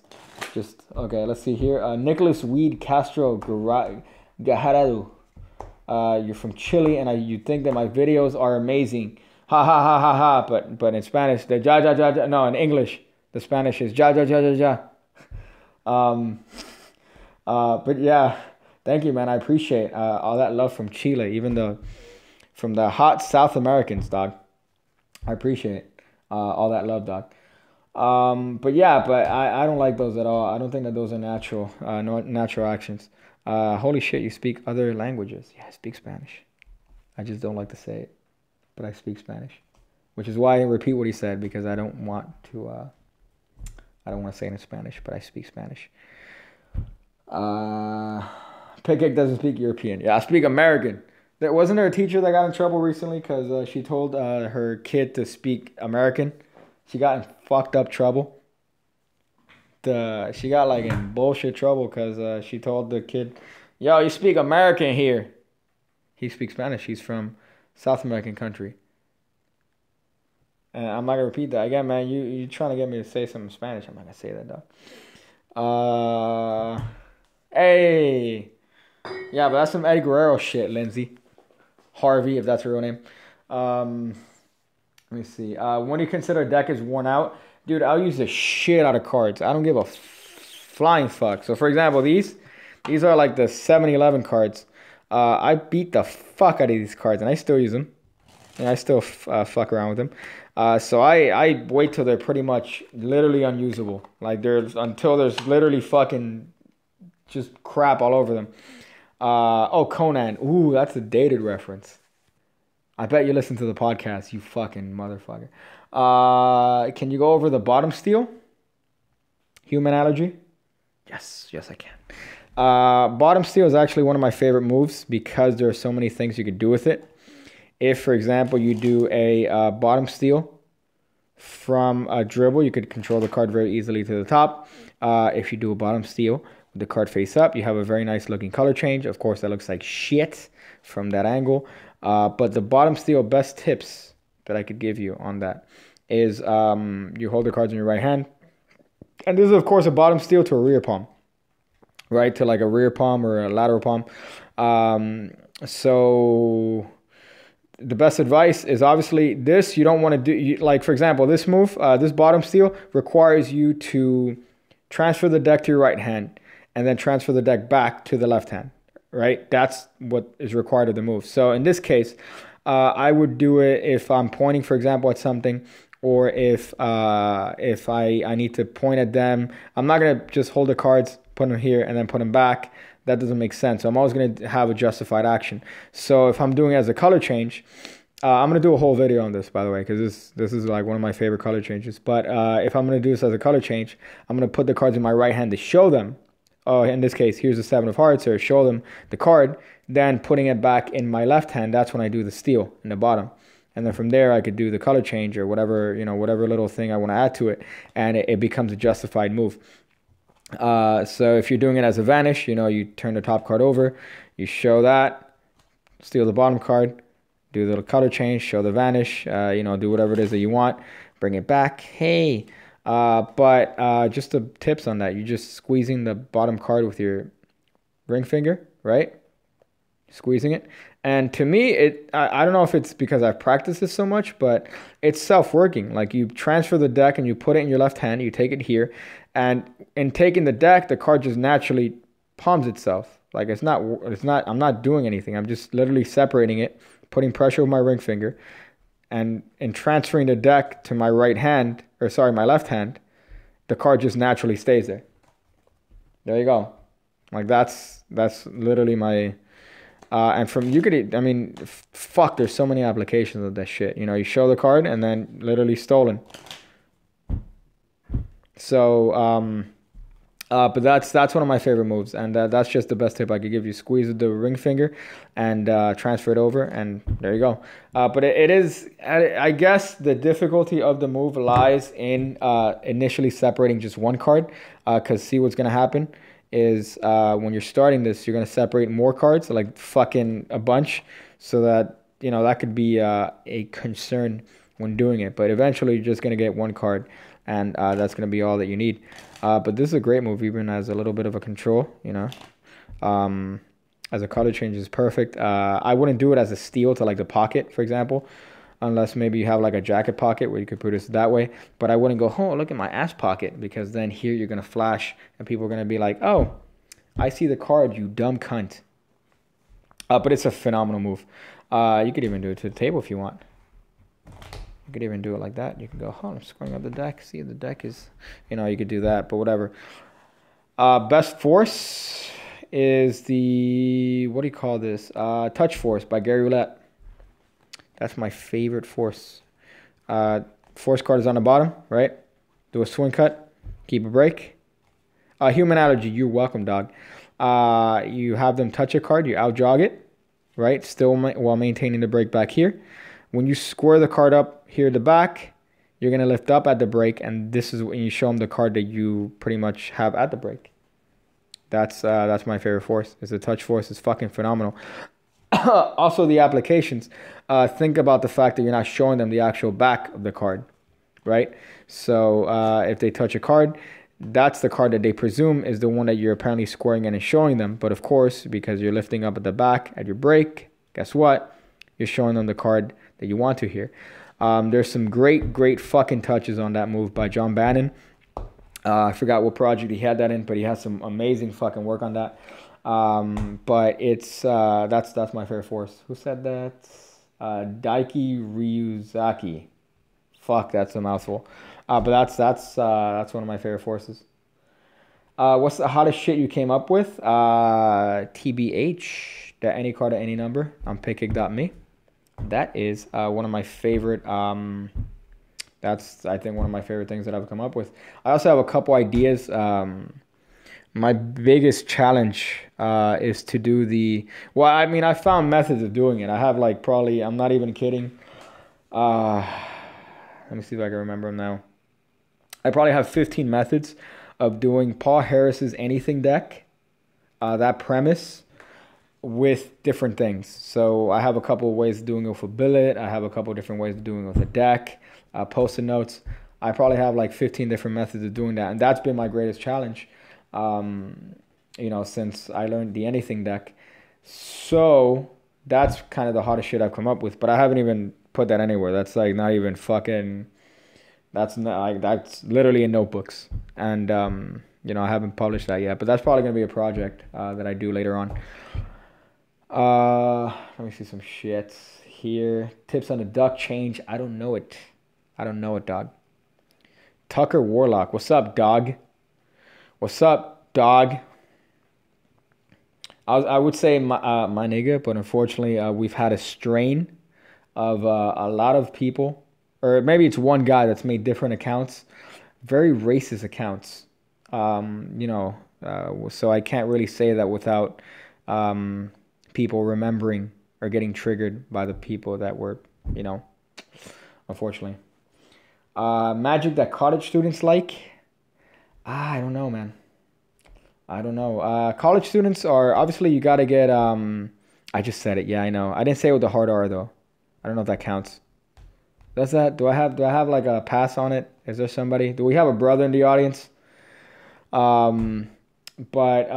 magic that college students like. So college students are what, 18 to 22, 18 to 23. So typically any magic is what college kids like. I don't see there being a differentiating on that. Tips on the fuck change. Put your middle finger on the pip and your middle finger on the number. Well, your first finger on the pip and the middle finger on the number. That's some hot shit. The nigga pass will get you in prison. I'm not a brother, but it's okay. I was raised racist. I think everyone's raised racist, especially if you're at least here in southern Florida, the dick of America. Yeah, racism is everywhere. You're raised racist, so it's fucking great. Oh, the duck the fuck. That's really funny. But yeah, that's there you go. Show the Harvey Weinstein card trick. Y'all fucking around here. Let me see some shit here. How do you perform a trick where you hand the deck to the spectator, they bring it behind your back and select a card, you decide how and you predict it? Are you saying that? Because I literally have a video on how to do that. Like I literally have a video on how to do that.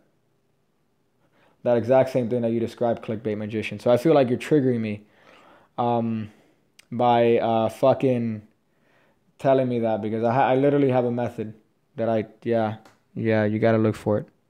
You gotta look for it. And I think I put that on Patreon too. I definitely put a method on that on Patreon. But it's not hard. I'm not gonna show it. I'm not gonna show it, dog. But I think I have it somewhere on the channel. With loads of information available are unhealthy levels of ADD. What do you suggest when starting out learning? I think focus on one thing, man. I mean, this is one thing that I've had arguments with on previous live streams of me telling to try to focus on one trick, one move, one individual aspect, one thing in particular. You don't want to focus on too many things, right? So, you know, obviously it's for me to say that with a channel where I literally put out a video and a tutorial that's different every fucking other day is a little bit challenging. But take one of those tricks, take the time to learn it, take the time to be able to perform it, you know, bring your own pattern to it, add your own little twist to make it suitable for your needs, but focus on that one trick. Don't focus on 1,000 different tricks at the same time. You're not going to be able to fucking do shit if you're focusing on 4 different tricks. So if you take the time to learn one trick very well, that's all you really fucking need. Like, that's really all you need. You know, I keep mentioning my favorite trick is Back in Time by Jay Sankey. I could do that trick probably dead. I could probably do that trick dead. If somebody were to shoot me, the rigor mortis of my hands would probably do Back in Time by Jay Sankey without even any sort of conscious thought. So, you know, just focus on one thing and learn that as well as you can, and try as hard as possible not to focus on other things, and try not to distract yourself with other things. So if you're trying to learn a pass, don't learn something else. Let the reward of you learning something else be after you learn the pass or after you learn something difficult. So I'm just saying, you know, focus on one thing in particular. That's kind of the best advice that I could give you. Guitar Breakdown, who's been the award-winning, fucking amazing questions that you've asked today. Do you have something that's good enough to show Penn and Teller? Probably. Yeah, probably. But the thing is that you could do things that are, you know, to tease them. You could do things that are going to kind of elicit a response for them, that are, you know, they're going to lead them down a garden path. My favorite example of this was Matthew Bish. Matthew Bish. He did the trick 8 years ago now, where, you know, he spreads the deck and it says 9 of hearts, right? And then they think that there was something in the box. Yeah, the no box. That was fucking great. But he baited them. He fucking straight up baited them by removing the deck in a way that made it look like he had 2 decks in there. And then same thing with Kosei Kimlat. He saw that Penn and Teller did a trick that involved double backers or double facers on TV, and he emulated that with his triumph routine. And my favorite thing is that in the course of him performing that triumph, he does things to make it almost look like he's using double backers and using like gimmick cards. And then fucking Teller is like looking at the cards back and forward, and he's like, fuck. This guy's about to molest me with this fucking move right now. And, you know, they're not stupid. Penn and Teller are not stupid. They fucking know Richard Bellers on Foolish instead of Allison. That's funny. You mean Ross. Jonathan Ross, right? I mean, if Richard Bellers was the host, that'd be fucking great. I'd watch the shit out of Foolish. Jonathan Ross, there you go. I'm pretty sure if you find the right combination of things, Allison is a bad host, but her writing material is terrible. I would have sexual relations with Allison. So I find her to be a great host just because I would definitely do dirty things to her. So there you go. Another one that I really liked was Dan Sperry. Fuck, he was great. That like whole awkward or fucking cringe thing, that was phenomenal. But the other day I was actually bored, so I tried to come up with a script of an any card at any number that was fooling. So I was trying to think of a way to fool them with any card at any number with that. So this is a Brecky. Does it so much better. No, Sperry's been doing that whole act for fucking, 20 years, dude.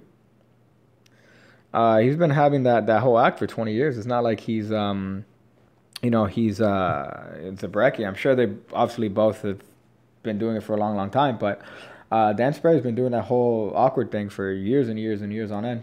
So I don't think he stole anything from Zabrecki. Zabrecki does have that wonderful fucking bit with the marker. Fuck that. God, that killed me. Where he takes the marker and he put it on his head. Oh, motherfucker.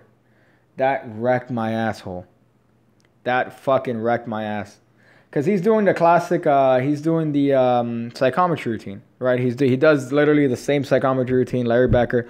Great fucking trick. Easy as shit to do. But he does that and he just fucking presents it in a way that's so good. And then bring your thought right here and he puts the marker to his head. So good. But where do you get blank cards? Hold up, somebody said, where do you get blank cards? I once bought a trick that had extra blank cards in Monte Carlo. Oh, they just sell them, dude. They literally sell, what do you call this shit? You could go to Amazon and buy fucking blank decks for like $5 to $10. Amazon.com, look up blank bicycle deck. I mean, they do have blank cards in certain decks. Double blank, same shit. You can find a double blank deck. Double blank, for some reason, is more expensive than single blank, than like a blank face. I don't know why they're more expensive. Yeah, Chris Ramsey does have a way to make blank cards, but that is very, very labor intensive. There's also ways with nail polish, right? I don't know if he uses nail polish in his video. I don't remember, but there's ways to do with nail polish. I've done that on dollar bills and cards, but that's...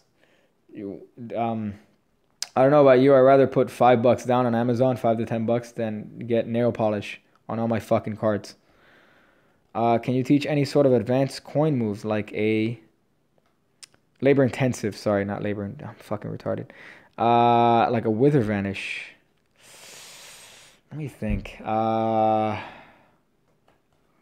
don't know, dog. I might do a video on that. I might do a video on a very complicated. I put a very difficult fucking... God, I need to like find a way to get people to watch old fucking pig cake shit. I made a video on one of my favorite fucking coin tricks that's fucking hard to do. But it's a great fucking trick. Not to toot my own horn. I haven't seen anybody do it in that particular way. But you get a $50, right? And in the trick, I spin a $50. And then I karate chop the $50 and it turns into 2 quarters. And then I take those 2 quarters and then spin it back into a $50. That's on the channel. If you just look up coin trick pig cake or coin magic pig cake and you'll find it. But that's a fucking great trick and I don't think enough people have seen it. Not to toot my own horn, but I should have kept that to myself. I really should have kept that to myself. But you saw that one? That was hot? Yeah, fuck. I kind of regret putting that up on YouTube. I really do. Because I realized that could have been a hot download. But, I mean, it's fucking great. Not to suck my own dick, but that was another idea that I just sat down with the concept of I wanted to spin a coin and be able to fucking karate chop it very cleanly and split it into 2 coins. You know, there's a classic Daryl. Delete it and move it to Patreon. Daryl had a classic trick where I know, yeah, the titles are very parody. The titles that okay, hold up. I need to answer like 12 questions here. Okay, hold up. So the titles that I put on the videos are specifically making fun of fucking magicians that do that shit. Because all the titles of magic trick tutorials on YouTube are greatest card trick ever. This trick will suck your dick. You're going to get so much pussy with this trick. They're like those titles, and I fucking hate those, which is why I do that. So, yes, ironically, me doing it, has made me actually do the titles, right? Kill me.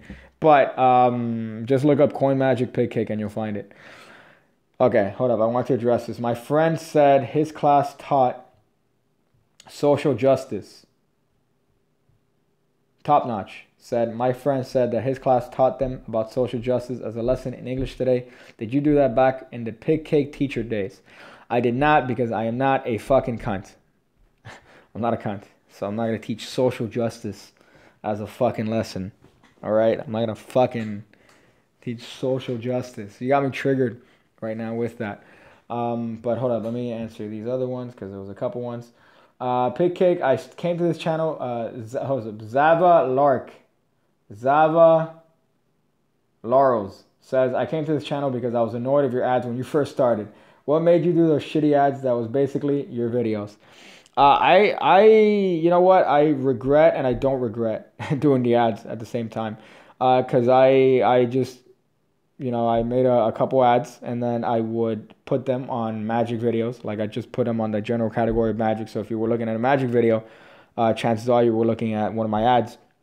And yeah, I did get some subs that way, but they were probably not the type of subs that would stick around and watch, the actual content. But a lot of people that did, become loyal, longtime Piggy fucking viewers came from watching those fucking ads. So I don't regret it in that sense. At the same time, I think that I could have invested the money that I spent on those ads in other things, such as, maybe getting a better camera, getting a better laptop that would actually support fucking not exporting in an hour and a half, again, the actions that I took then are the things that kind of made the channel what it is today. So I don't regret it necessarily. But, I should have been a little bit smarter about how I did those ads back then. I hope that answered, right? Your shit. Pig Cake, are you interested in doing any videos with Dan and Dave? Yeah, I'd probably suck dick to do a video with Dan and Dave. I'd probably suck dick to do a video because it'd be great, because I'm always making fun of that shit. And it would be fantastic, to make like a sort of like kind of H3 iDub style video with Dan and Dave. And also their work is phenomenal. They've been doing it for a long time. They fucking invented high definition magic videos and high definition magic video tutorials. So I would fucking kill a small baby to do a video with them. The first Pig Cake video I saw was your oil and gaze routine. It was so funny. Your patter was gold. That's funny. I had a string there of like 5 or 6 really bad racist patter videos. There was Syrian card trick. That was great. Oil and gaze. There was the Cannibal Holocaust. What else did I do? I did oil and gaze. There you go. That was one. I don't know if I mentioned that one.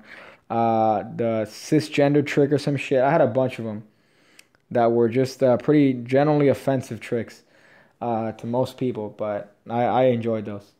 The wetback card trick. Yeah, that was quite a bit. I should bring that back. Maybe have Snowflake. That was another one. Are your rings magnetic magic rings or just gay rings? They're gay rings. They're fairly gay rings. Oh, Black Lives Matter trick. Yeah, that was fun as shit. You crazy cat. Put down the gat. Oh, man. Piggy memes. Is it bad that I laugh at my own shit? Like, I'd suck my own dick. Is that bad? Shit. I watch some of my shit and I'm fucking dying. Some of these jokes I do essentially for myself. Son just pledged $5 on Patreon. Thank you, whoever you are, son. I would suck your sunny dick if I had it good. Suck it good, pig. Is that you, Mr. Awesome Kiwi? The reason you don't do a face reveal is because you're racist as fuck. No, that's not true. And the jokes that I make that might be a little bit racy are always done, again, as jokes. I don't think, hopefully anybody... I am not clickbait magician. You are, son? Hey, dog. Thank you, dog. You're fucking hot and you have a giant dick. But I'm not generally racist. Sometimes when people do certain things, I might be a little racist. But I'm not racist. So hopefully people understand that I'm doing that in the good old jest of humor. So that's not why I don't show my face. I just don't show my face because I don't want to. Hey, don't want to.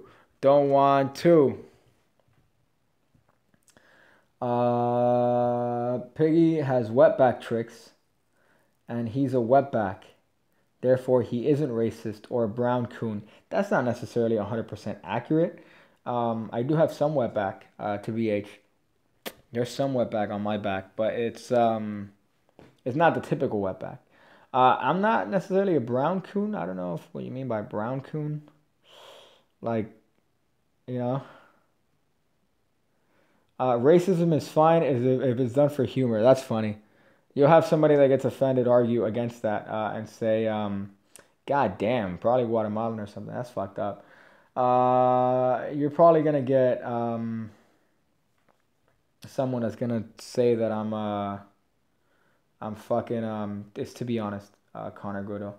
But you're gonna get somebody that's offended, which is actually the good thing, because I think I've amassed a certain group of people that watch my videos that don't easily get offended. I did get a comment the other day, which I put on Twitter, because it was just fucking too much. Somebody that said, "Oh, your tricks would be great without the homophobia." You know, I'm not homophobic, but gay jokes are funny. Like, what do you want me to do, dude? Like, they're funny. So, fuck. What do you think of Shin Lim? I think Shin Lim is great. Vihang Cheda.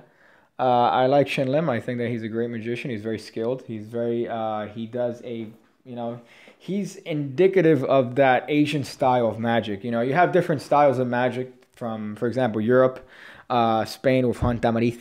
That's very patter heavy. It's very presentational.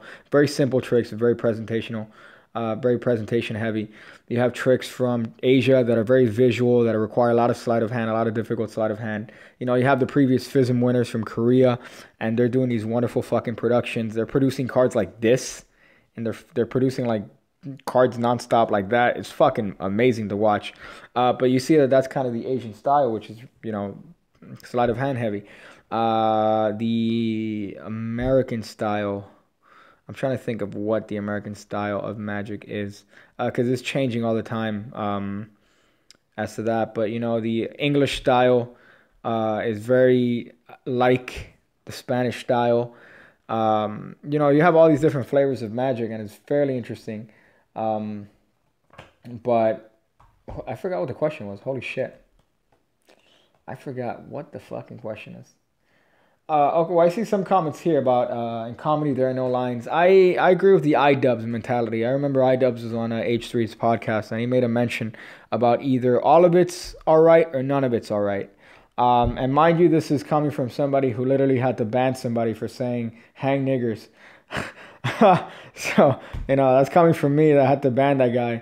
But that's not out of me. I don't necessarily get offended with shit like that, or I don't get offended with anything, but other people might. So that's why I kind of blocked that person that was making those jokes on the chat. But I agree with the iDubbbz kind of perception. It's either all right or none of it's all right, because then okay, so this is okay, but this is not okay. Like I don't necessarily agree with that sort of mentality. I disagree with the latent homosexual punchline. This would not be my card trick channel choice. I mean, again, I just, my humor's edgy, but I think that's what kind of sets me apart from the other channels.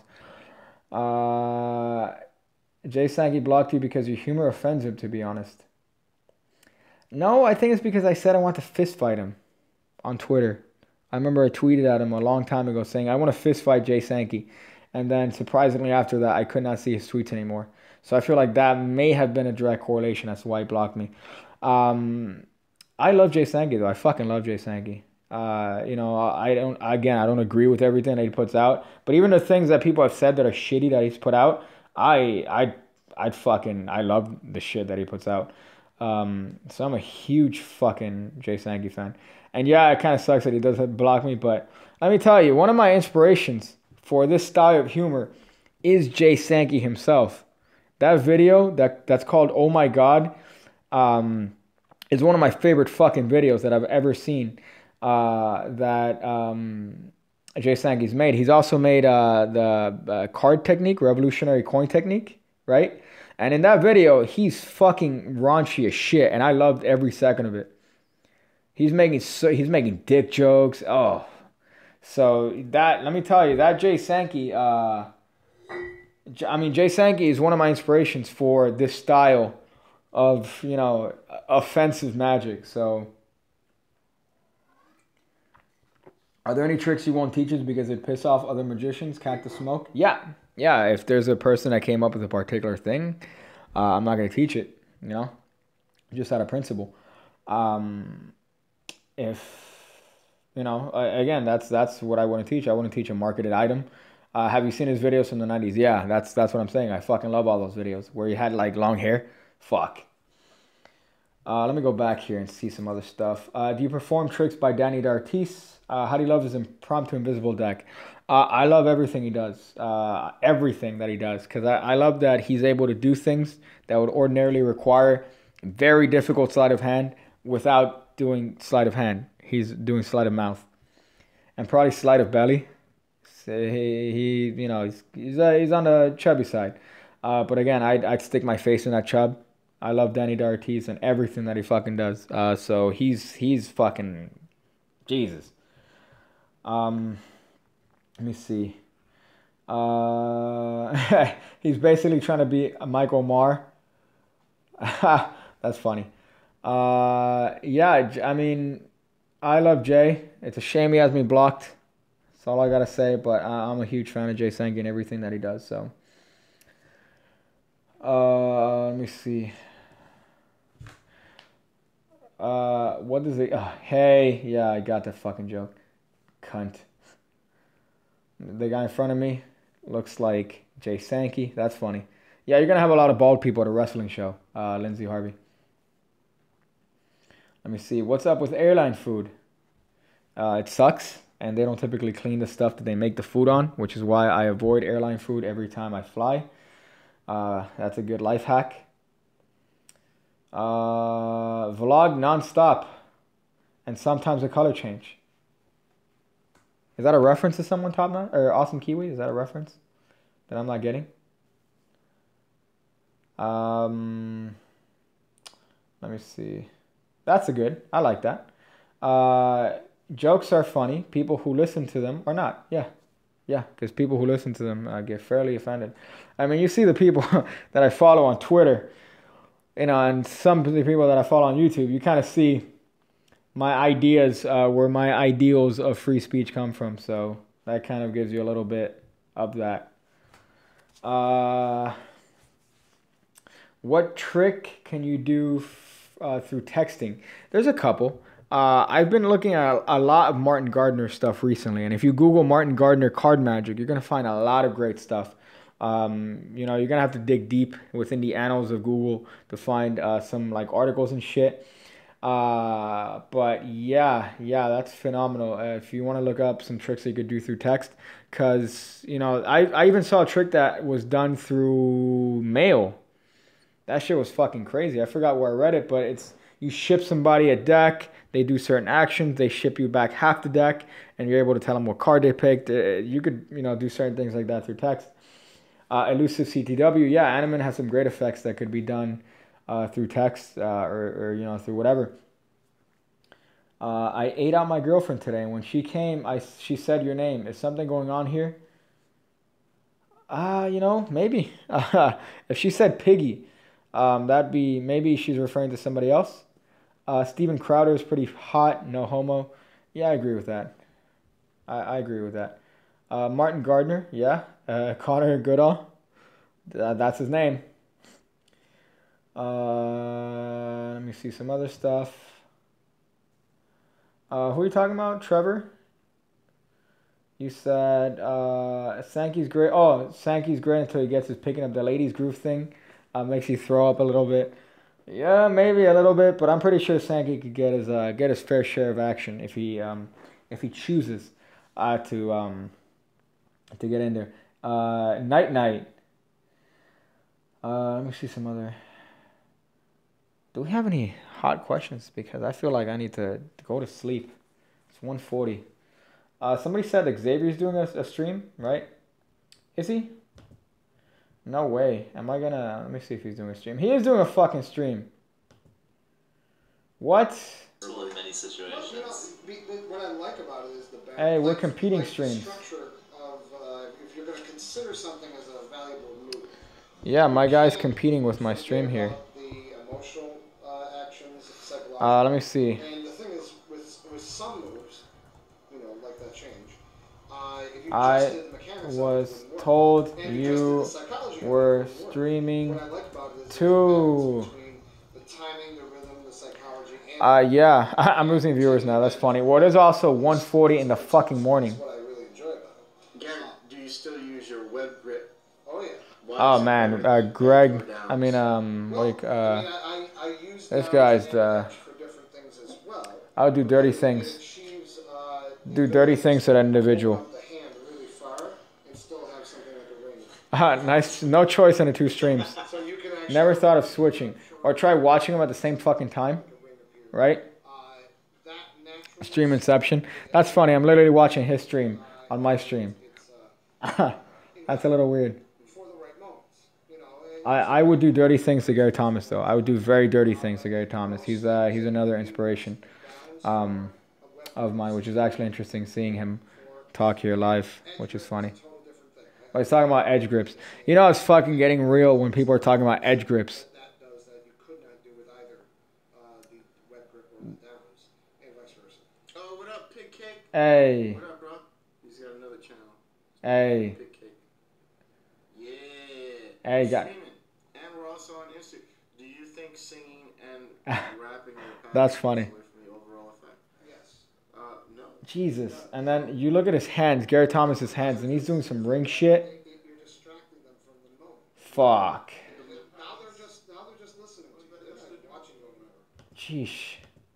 Man, I fucking Gary. Goddamn, he does that like thing where he the ring jumps from finger to finger, and he does that without using a gimmick fucking ring.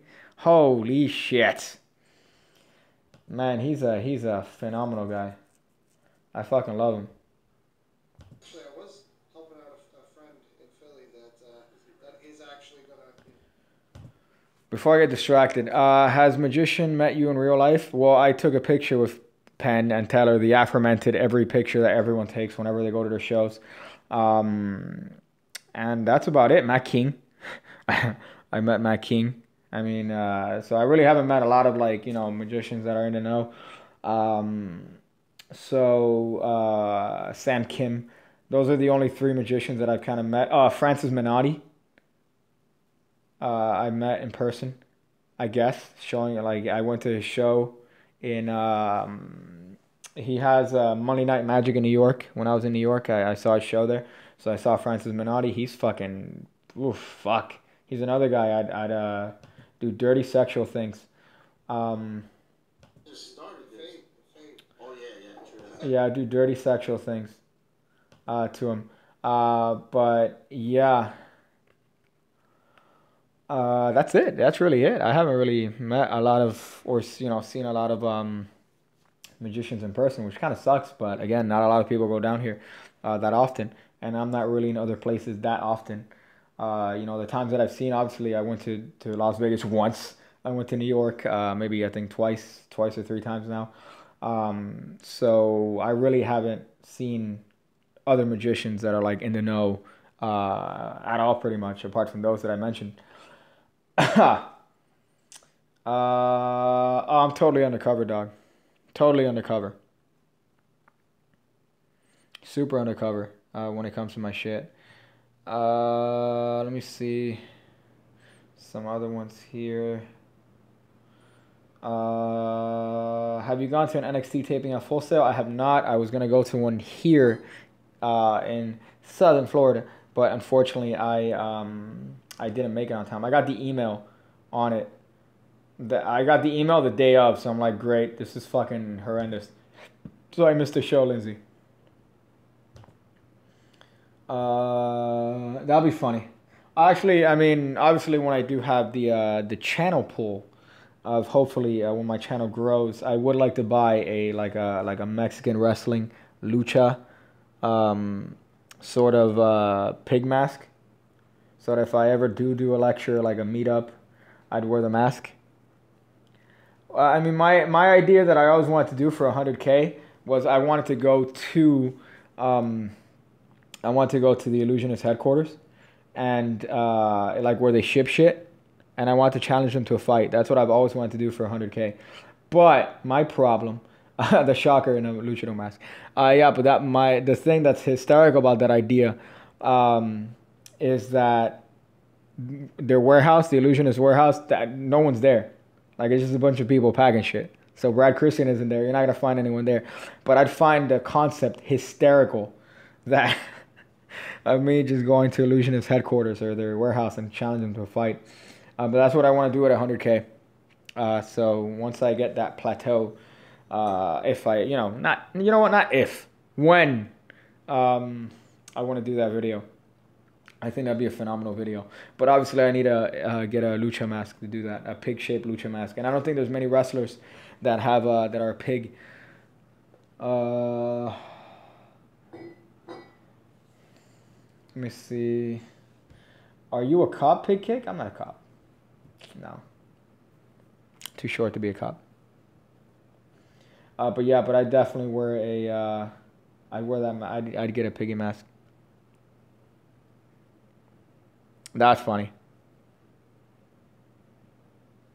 At this rate, you'll be at 185 years when you reach 100K. Yeah, it depends. I mean, it really fluctuates. I had a couple of videos that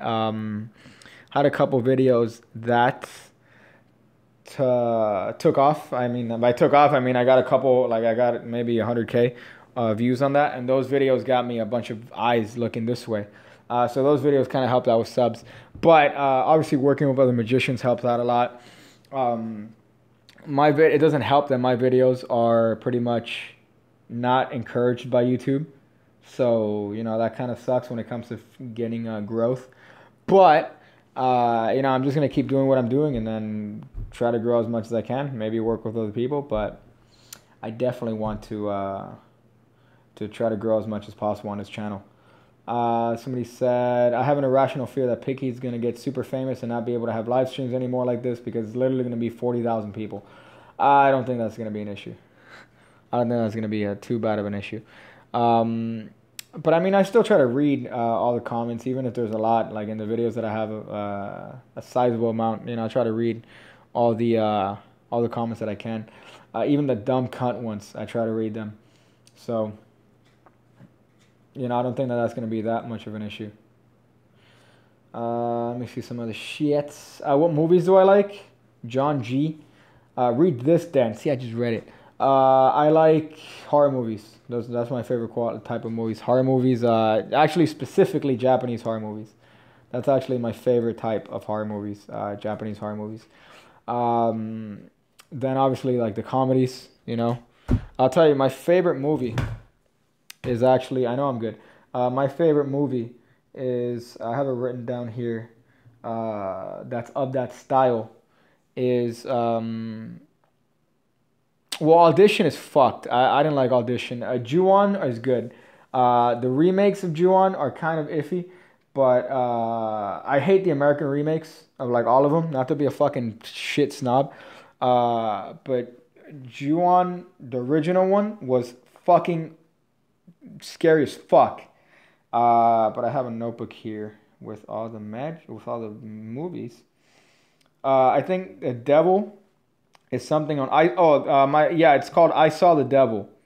That movie's 2 hours and like 30 minutes. But fuck, man, that fucking wrecked my ass. It's less of a horror movie, more of a Japanese thriller. I Saw the Devil. Fuck. It is 2 hours and 30 minutes of fucking crazy. I saw live action Death Note. It was fucking awful. But let me tell you, that movie was fucking, it takes you on this cop. You gotta watch it. I Saw the Devil. It's 2 hours and 30 minutes. It's gonna be an emotional fucking roller coaster.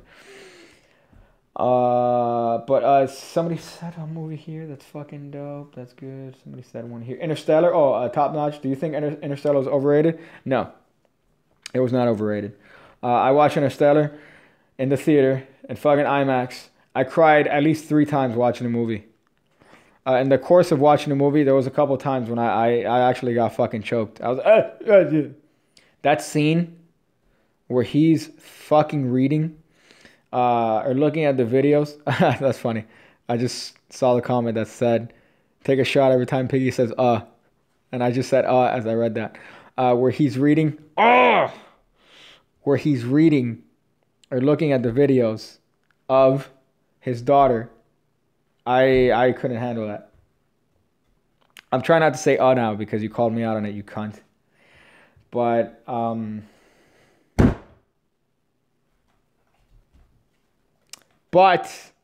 Interstellar is definitely not overrated. I think it was a fantastical piece of film. When I watched it, I cried, and I'm not fucking ashamed to admit it. Everyone here's a cunt, Max Coda. I love Interstellar. There were a couple with their daughter, and they were telling her, this is a space movie. I want to murder. Yeah, that's funny. There's no... very, very little truth about that movie. But the story was fantastic, and the acting was phenomenal. In fact, Matthew McConaughey, I'd suck his fat cock. I know he has a fat cock. You know what? Fuck the ums. I'm going to say as many ums as I want. John G., I did watch the new It movie. I enjoyed it tremendously. I think the acting of the little kids was phenomenal. And the story was pretty well done, too.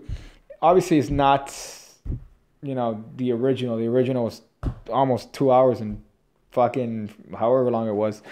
But this one does split it off in a good way. I enjoyed it. Interstellar falls apart after the aliens attack. There's another one that I like too.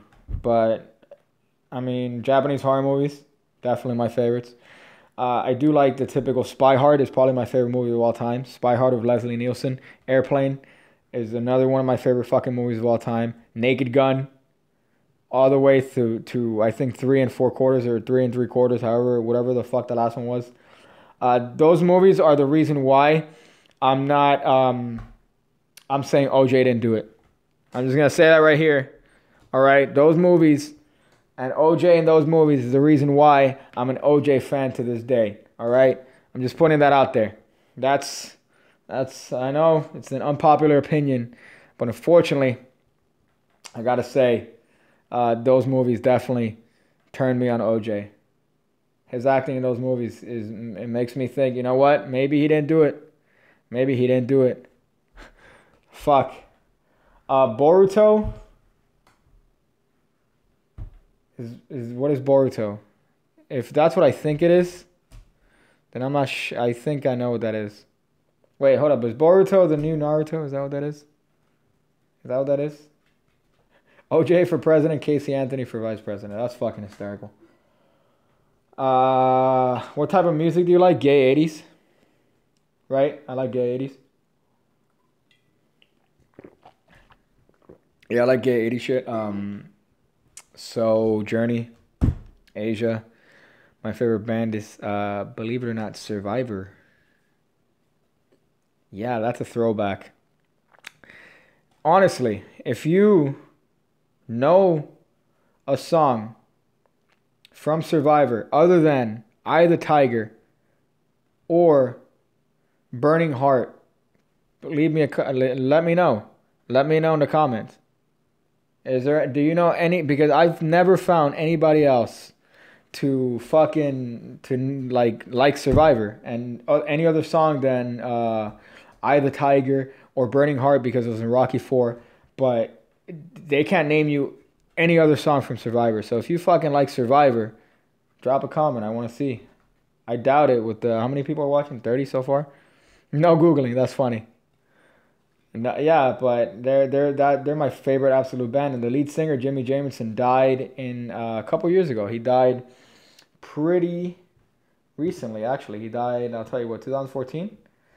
And it is a shame that I never saw him fucking live because he decided to die of a methamphetamine overdose. Cunt. Before I could see them and hear Jimmy Jamison play. Play what song? Play Is This Love? Or fucking, what do you call this? I Can't Hold Back. Or their other songs. Fuck him. Fuck him for dying, you piece of shit. I know I'm blaming him for dying. Cunt. I saw a question here. on Best Card Trick You Always Perform, Back in Time by Jay Sankey. I've mentioned that probably 1,500 times. I think the story and the structure of the routine is pretty. I mean, to me, it's perfect. Some people might not necessarily agree with that, but to me, the structure of that routine is pretty fucking great. Yeah, that's a quote. Fucking for dying. Motherfucker, Jimmy Jameson. What did he? Let me see what he actually died about. Died of. Sorry, Jimmy Jameson. Jimmy Jameson died of, motherfucker, 2014. That's when he died. And Jimmy Jameson died of acute methamphetamine intoxication contributing to a hemorrhage in the brain. Motherfucker. Motherfucker. Before I could see him play. Cunt. Whatever. You know what, man? I'll just watch the other guy from Survivor. I'll watch fucking, what's his name? God, I forgot what his fucking name was. The other guy that started Survivor. Bring him back. You know what? Time machine. If I had a time machine, fuck killing Hitler, I'd listen to him live. What's his name? I'd listen to Dave Bickler. There you go. He's the guy that made Survivor. He was there originally. Somebody, hold up. What comment? Somebody said some shit here. Best gimmick trick you like? Let me see. What gimmick trick? I don't like a lot of gimmick tricks, man. I gotta tell you. I really don't. Maybe if you consider Mark Deck a gimmick, that might be something that I like, but I typically don't like gimmick tricks at all. Just listen to Foreigner. Yeah, but you know what? They don't have the same vibe, dog.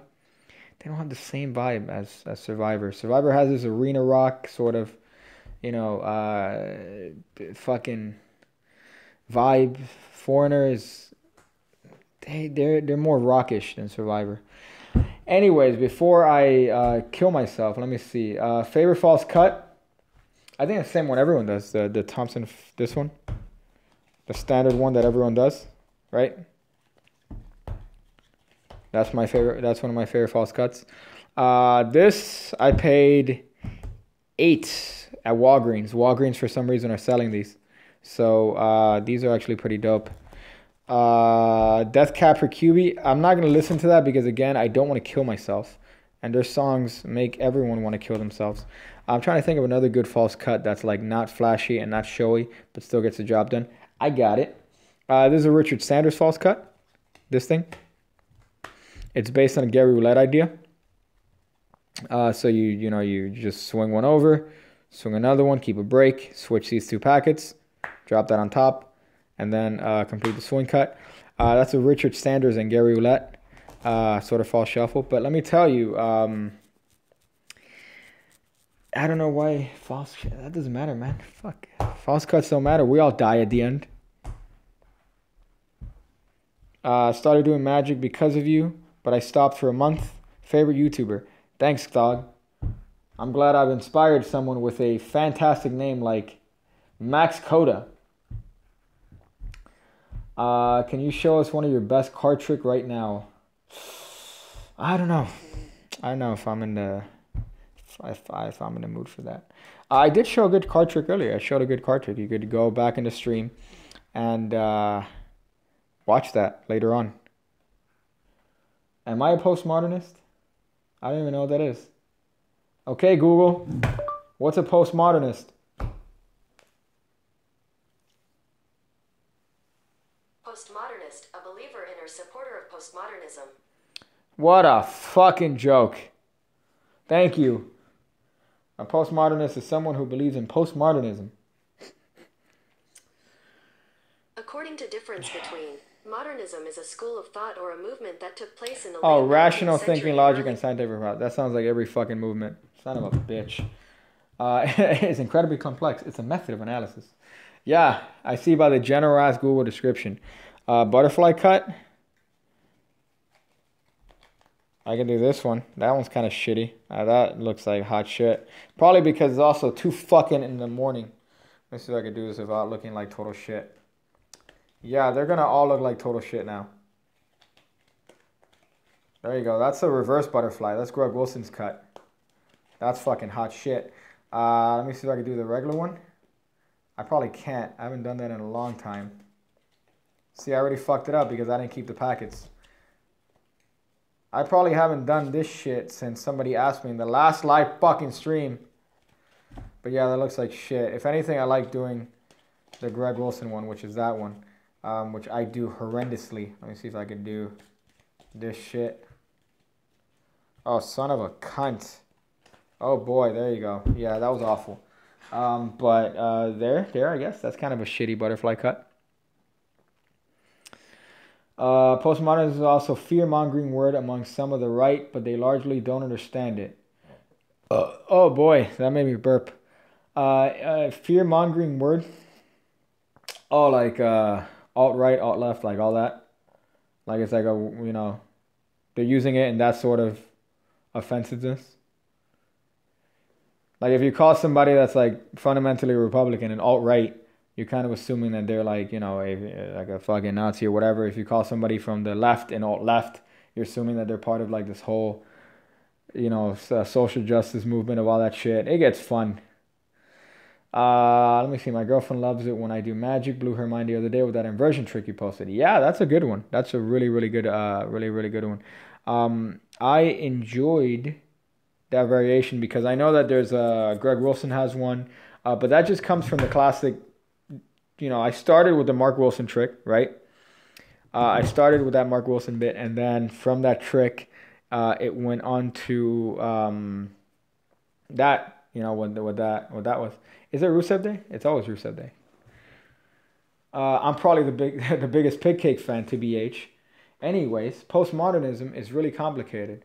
Yeah, it's too late at night for me to fucking comprehend that or want to talk about postmodernism and or its effect on modern politics, which is definitely a topic that I don't think people want to talk about or hear me talk about.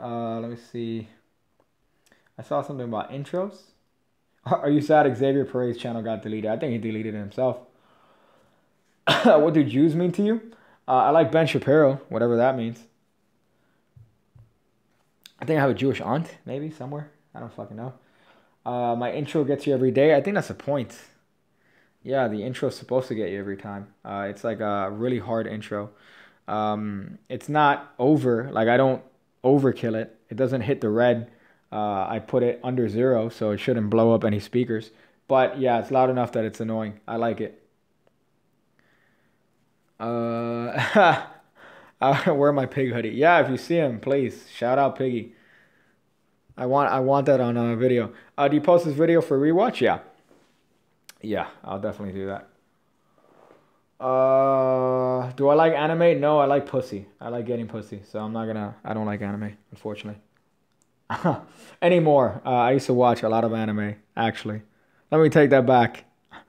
I used to watch a lot of anime. Now I no longer watch anime. So I liked Naruto, believe it or not, back in the day, back when that shit was dope. I'd watch, I think I mentioned my favorite ones were Rurouni Kenshin. I watched that back in the day, One Piece. So, kind of tells you a little bit about me. You never answered my question. How do you like your steak? Rare, medium rare, etc.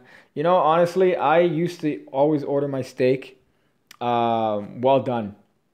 Right? I used to always order them well done because I thought that was the best way to enjoy steak, where it tastes like charcoal. Then I've recently become a medium person. I've recently become a medium. So I go, hey, hit me with that medium, dog. Leaning on that medium well. So that's fucking good. You know why? Because now I realize, steaks taste like something. You lost me on well done. Well, our current president enjoys his steak well done with ketchup. So you know what? It's not necessarily as unpopular as you may think. I haven't tried it like that yet, but I might just to see if there's anything to that. Rurouni Kenshin OMV was dope. Yeah, it was. That show was fucking phenomenal. I actually was watching a couple episodes the other day, just as the nostalgia. When evil Sasuke had to cross the Great Naruto Bridge. I stopped watching it when it just got preachy and shit. I just watched it kept getting fucking preachy, and then who's the cunt with the pink hair just kept getting in the way and not solving any problems. Being a girl. Sorry, that got too much. But yeah, that got fucking fucked. So I stopped watching it towards the end. What a Jew. That uncalled for, piggy. Let me see. At my Costco, tri-tip roasts are $4.99 per pound. Come in anytime you want. Well, the nearest Costco to here, it's like fucking 20 miles away. So, actually, no, that's a lie. It's probably like 8 miles away. But I enjoy my steak now medium. I enjoy medium. It's a good consistency. You enjoy the flavor, and yet you don't lose out on the classic steak taste. Say pod.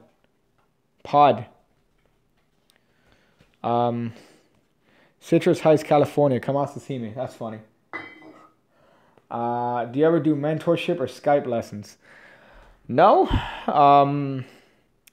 I mean, I remember on the Patreon that I had, I think that was one of the tiers, but then I realized, you know what? Why specifically limit that? So I realized that, you know, if you have a question, I'll try to answer it. Sometimes, honestly, if somebody tweets at me or something, it gets lost in the fucking shuffle, so I don't answer back all of those.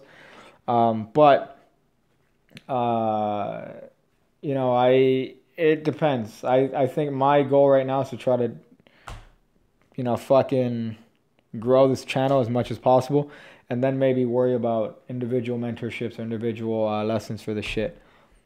For this fun shit. Guitar breakdown. Chupa me, daddy. Thank you, dog. That's fucking a lot. See, but if you're in California, you get the Mexican Latinos. That's the difference, because here everyone's Cuban. And I'm saying that that's like the stereotype, that if you speak a little bit of Spanish here, you are Cuban. When you are up north, everywhere you go, you become Mexican. That's like the stereotype. So in California, you actually have a lot of Mexicans. So it's like, fuck. The stereotype's kind of true here. Here, yeah, it's true because there's fucking a lot of Cubans. But that's just fucking funny. I played GTA Vice City. I know about your regions extensively. Funny enough, playing that game, I'm actually surprised as to how accurate it was for back in the day. South Beach is pretty accurate. Then you have the Coconut Grove area, which is pretty dope. North, like New York, is Puerto Rican. If you're a Latino in New York, you're Puerto Rican. That's like the stereotype over there. What do you think of Cuba?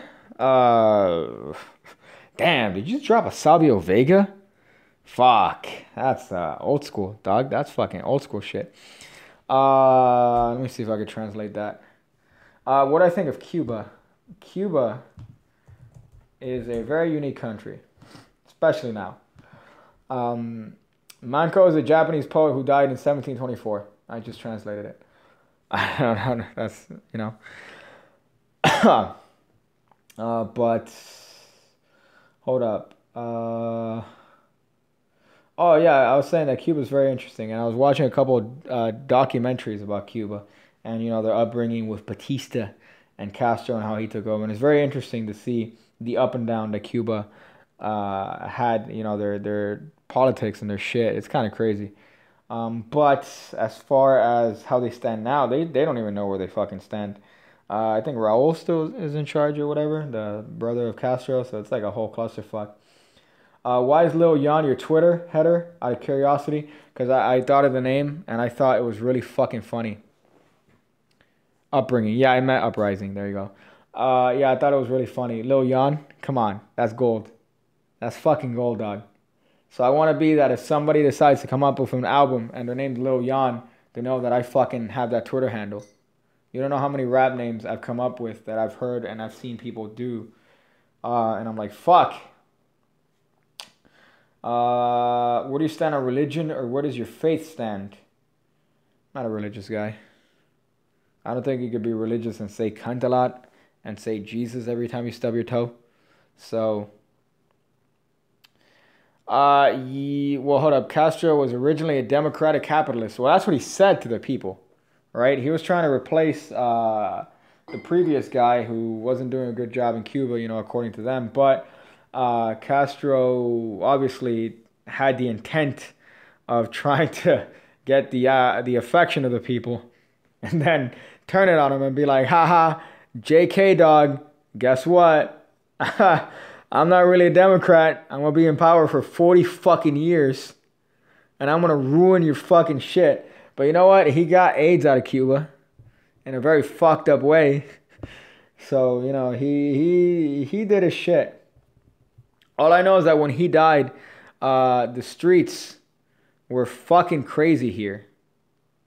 Those, man, dude, there were some coffee shops here, some Cuban places down here where when he died, it got lit. I enjoyed it.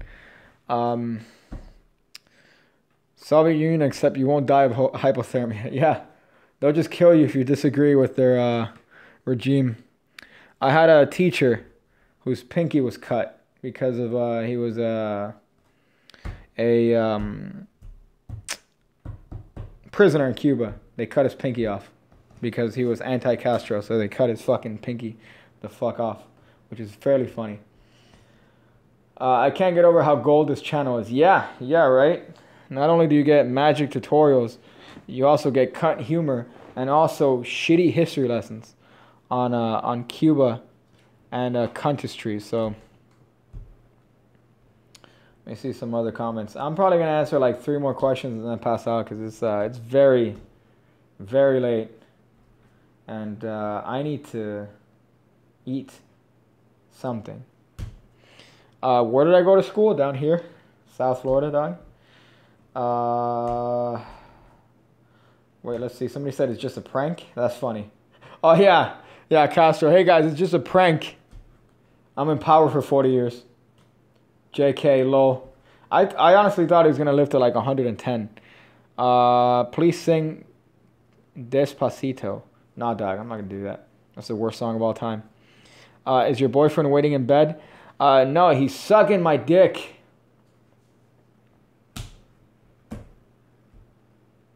That's not. No one's sucking my penis. No one's sucking my penis. So, did you finish? That's funny. A mouth is a mouth, right? Is it Schrodinger's mouth? Is this Schrodinger's mouth? For example, let me present you a situation. Let's say that you are in a toilet stall, right, doing your business, and there is a hole. You know, we call it a glory hole over here, right? Let's say you stick said penis through said hole, and you get a said blowjob, right? Let's just say somebody sucks on your dick. You don't know if that was a male or a female, but it feels good. That has in fact become Schrodinger's blowjob because you're not gay, right? If it's a dude, you don't know that it's a dude. If it's a girl, you know, doesn't matter. Doesn't fucking matter. So then this is Schrodinger's blowjob because you don't know if you're gay or not. You think about that in your next psychology class. I'm Salvadorian. You know what? I'm not going to say exactly where I'm from, but I'll tell you I'm not Salvadorian. You know. Hold on, let me see. Why do people cut down birds' houses to build bird houses? You're really funny. That actually makes fucking sense. That really makes fucking sense. Oh, shit. Oh, shit. Well, no, it's Schrodinger, then it's both gay. Oh, yeah, you're gay and not gay at the same time, right? That's true. You're gay and not gay at the same time. So you're simultaneously gay and not gay because you may or may not be receiving said fellatio by a gentleman or a female. But, I mean, you know what? That's fine, right? That's cool. Yeah, boy. Have you experienced that? Somebody said, what's your real story with your hand jewelry? Talking about this and this one. This is just the closest approximation that I could get to a magic ring or an M ring. I also have a version of the ring that I got from Magic Makers Inc. that was an M ring that I bought, and it was a piece of shit because it started turning green after about a month of wearing it. This one, since it's silver, it's fine. So it's cool. But this is the closest thing that I could find to the Magic M ring, which I thought was a cool idea. This thing is just a ring that I thought looked cool, so I wear it. There's not really a story. There's no symbology. I'm not gay. Like, there's no sort of like, oh, well, does it mean something? Does it mean like, did you get a ring as a prompt? No, it's just, it looks cool. It looks cool to me. I mean, it might be there might be girl rings. They might actually be female rings. But you know what? Fuck it. Fuck it. Man, you suck one dick and everyone thinks you're gay. Oh boy. Let me see some other questions here. Ty Johnson. I would suck your penis, Ty Johnson. In a totally straight hetero way. Hey Piggy, how do you know the card someone is thinking of like Chris Ramsey does? Well, Chris Ramsey has his methods, right? Just like everybody has his old methods. Trevor Barber, you also get a shout out. But everyone has their methods, right? Chris Ramsey could be doing his own method. There's 1,000 different methods out there, right? So Max Coda. Yeah, so I don't know how he does his method, but I could tell you a quick method that I literally just talked about in this video, right? Hey, sir, do me a favor. Call stop wherever you want. They call stop. They look at a card. They look at this card. Let's say it's a Joker, right? They look at the Joker. You get a little pinky break. And you say, sir, don't forget that card.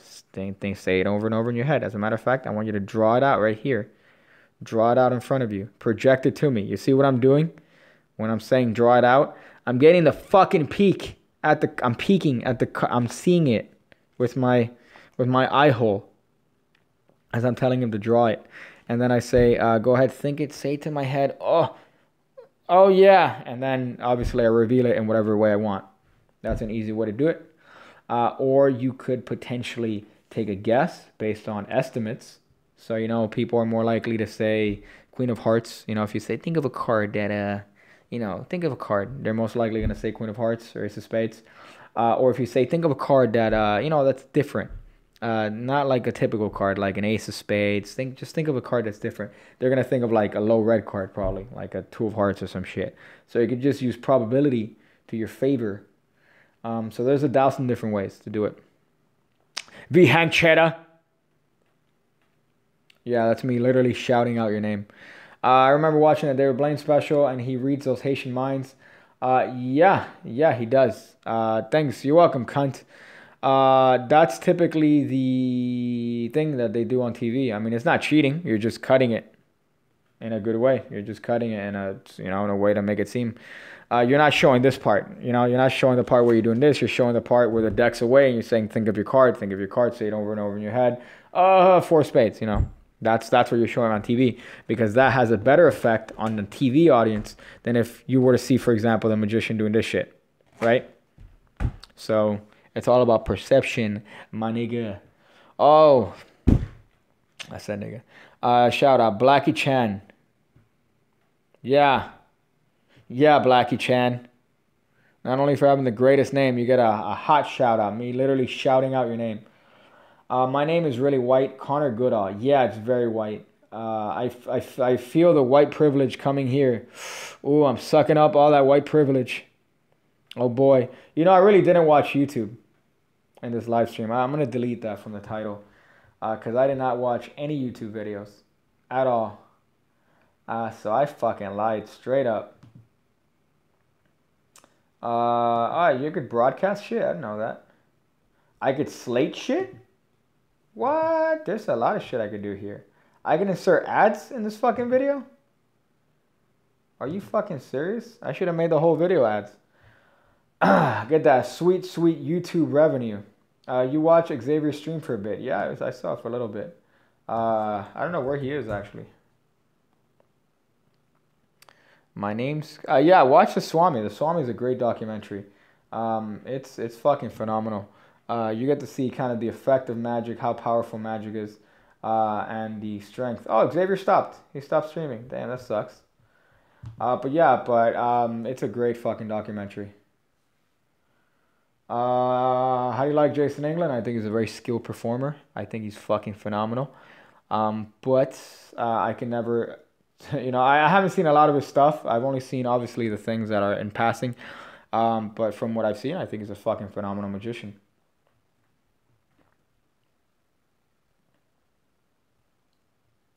Let me see. Where do you live? I live in America's Dick, which is Florida.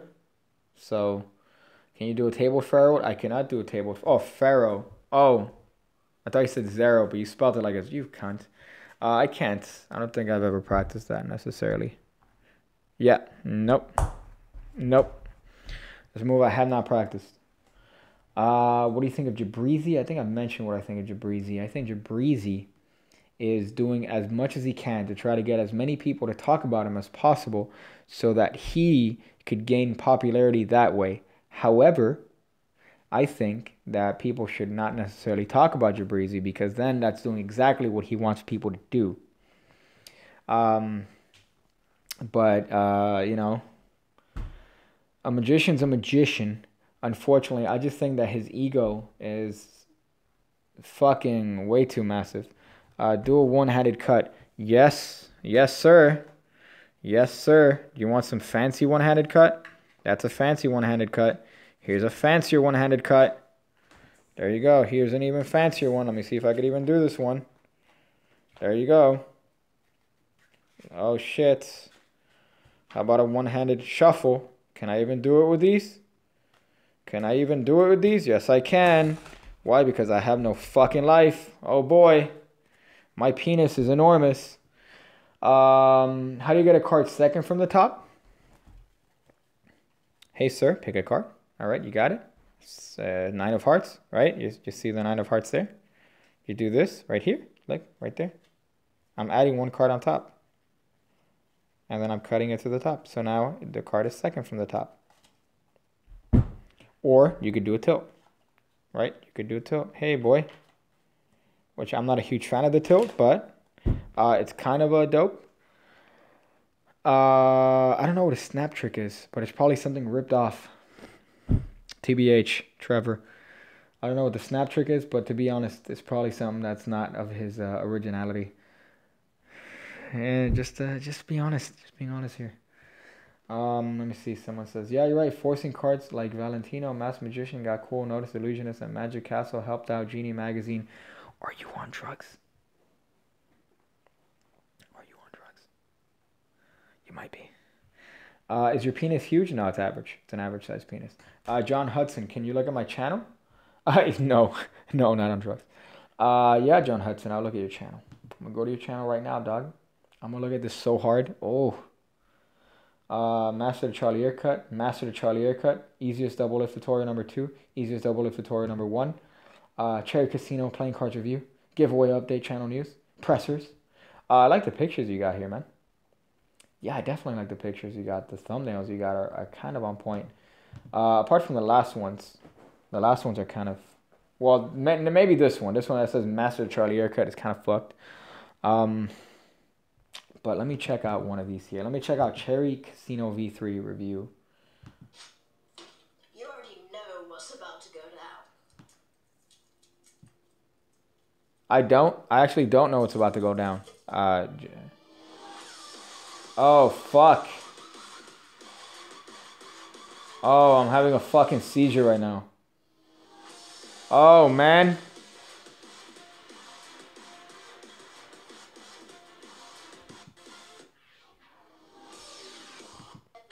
Illustrated by Frankie Moran. Like the Jerry's Nuggets or the Wims, the Cherry Casino 33 deck. I was going to say I love your accent, but to you it's not an accent. It's the way you speak. To me it's an accent because I'm a dumb American cunt. But I appreciate that. Symmetrical back design, making it perfect for card games and magic performances. Hey. And a crushed B-stock with red metallic ink throughout every back design. Oh shit. Do you have script here? That's fucking dope. Cherry Casino decks to be compatible for cardistry. In conclusion, the Cherry Casino deck is a perfect deck for cardistry. Hey. Yeah, you know what? I'm gonna like this video. Gigs, You're a British fag. How old are you, dog? How old are you, man? John Hudson. 14, bruh? Damn, dog. Yo, you that's good, man. See, I mean, the earlier you start in this shit, the earlier you start the magic grind, that shit's fucking the better, because by the time you get to my old ass fucking cunt ass age, you are a fucking unstoppable goat. So yeah, I like the shit out of that video. Do you wear a big gold chain like all the other Cubans in Vice City? That's fucked up. That's kind of fucked up. I don't wear a gold chain. I actually do wear a chain, but it's not gold, you cunt. Tony Perez, if that's a real name. Hey, you know what? Tony Perez is a very Cuban name. Are you Cuban? Are you fucking Cuban, Tony Perez? Remember that one time you checked out my creepy pasta channel? Yeah, if I use that, I'm probably going to shit my asshole. Do the fanciest pass you know. Hey there. Do you come here often? You get it? It's a pass. I'm making a pass at you. Boy. California, so you're Mexican. Okay, you're Mexican. Yeah, that's the thing. That's the good old stereotype, dog. Good old stereotype. What's the fancy? You know, I actually saw a pass by what do you call this, man? There was a pass by Jerry Andrus the other day that I saw. That's the craziest fucking shit. He had a ridiculous pass. I don't necessarily remember how to do it, but I remember seeing the explanation and it being like he's holding the cards like this at some point. He's holding the cards like this at some point. He's like doing some weird balance thing. Insane. Jerry Andrus, man. What a great guy. It's a shame. Another guy we lost. Fuck, man. That's the part that sucks. The spread pass is underrated. I don't give a fuck. That's a very weird thing to be passionate about. A spread pass. That's kind of a very weird thing to be passionate about. I do tutorials. Oh boy. Can you demonstrate the brick pass? No, I'm not gonna do that. Probably because I don't do it well, and the only version of the brick pass that I know how to do is the jiggle pass, and it's not gonna look good here, so there's no point in doing it. Do you know how Richard Turner fooled Penn and Teller? He does that routine every time, and it's impossible to reconstruct. I'm sure it is if you break it down. You have the power of YouTube to be able to fucking watch that over and over and over and over again. But he's just so slick. That's fucking phenomenal. He's so fucking good. God damn it. What's that thing? Turning on the lights? What do you mean? What are you talking about? What do you mean? What thing that's turning on the lights? You know, it'd be great if you say, oh, what's that thing that's turning on the lights? And then I turn around and there's someone here and they stab me in the throat. That would be phenomenal. Let me see. I'm going to answer a couple more questions and then I'm going to go, I think. Because I said that a while ago and I lied. But let me see. Hold up. Somebody said he lets the spectator shuffle the cards every 10 seconds. Yeah, but honestly, you got to keep in mind that in that day, yeah, Joseph, but you could watch I'm going to put the stream back so you could watch it. But they cut a lot of crucial stuff on Fool Us, and then they cut to them, to cover the magicians. I like that. I find that very nice of them to be able to cover the magicians. Whenever they're doing something that might not necessarily look good on camera, they cut to the audience or something. Right now here it is 2:29 in the morning. So I'm in that time when I want to kill myself. Vishnu Nagpal. Ever had a Freudian slip while teaching? What do you mean by like a Freudian slip? Like I say something that's inappropriate? Oh, watch his other performances though. There are no cuts. Yeah, I'm not denying that he has this. That doesn't have the sleight of hand that's capable of that shit. But what I'm saying is that you can't always take what you see on Fool Us to be as how it is live. You know, live they might be a little bit. You might see a couple more things that you aren't necessarily going to see on TV. That might actually indicate to the actual method.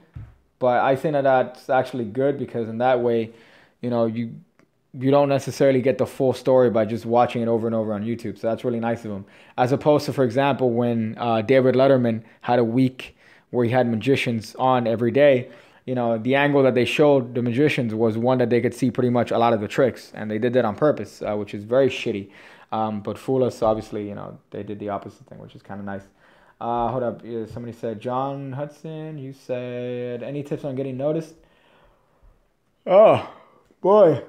Yeah, man, grind. That's honestly it. You just got to keep making videos. I don't think I could give... I'm not one to give any good advice on that. I mean, my channel's... it's grown, but it hasn't, you know, exploded. So I'm really not one to give advice. My thing is just find your own groove and stick to it. I love his dick. I mean deck. Yeah, but I mean that. I actually mean that top notch when I say that. So usually when I say I mean his dick, I mean that.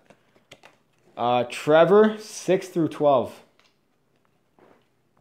All of them. I taught all of them at some point. Apart from 7. Do I like Logan Paul? Logan Paul is a cunt bag. I do not like Logan Paul. That's my answer. I like these rapid fire questions that I can answer fairly quickly. But I do not like Logan Paul. I don't like Jake Paul. I think their content is shit. And I think they're cunty. A Riffle fan before you go. My Riffle fan looks like asshole. I can't do a Riffle fan. Are you calling Patreons piggybackers or no? Yeah, I'm calling them piggybackers. I like piggybackers. Piggybackers is a good term. It makes sense. Like, if I'm obviously pig cake and piggybacker. They're backing the piggy, so there you go. Are your teeth better than Jabrizi's golden teeth? Yeah, I think so. I mean, certainly better than his fucking jive-ass fucking thing that he puts on his contacts. Come on, man. Come on, guy. Who are you trying to impress, man? Jesus Christ. Fuck. And just his posts on Facebook are cringy. The cringiest shit I've ever seen. And then also on top of that, you have like Rick Lax defending him. It's like, okay, all right, man. We get it. Y'all suck each other's dicks. We get it, dog. Whatever. And the worst part is Rick Lax is a very creative magician. He's a very creative magician, too. That's the part that kind of sucks. But on top of that, you know, it doesn't matter if you're the greatest magician. If your attitude is shit and, you know, the way you see yourself is shit. If your ego is fucking massive, then, you know, I compare it to Lindsay Harvey. You're going to get this. I compare it to Chris Benoit, who murdered his family. Possibly one of the greatest wrestlers of all time. All right? One of the greatest wrestlers of all time.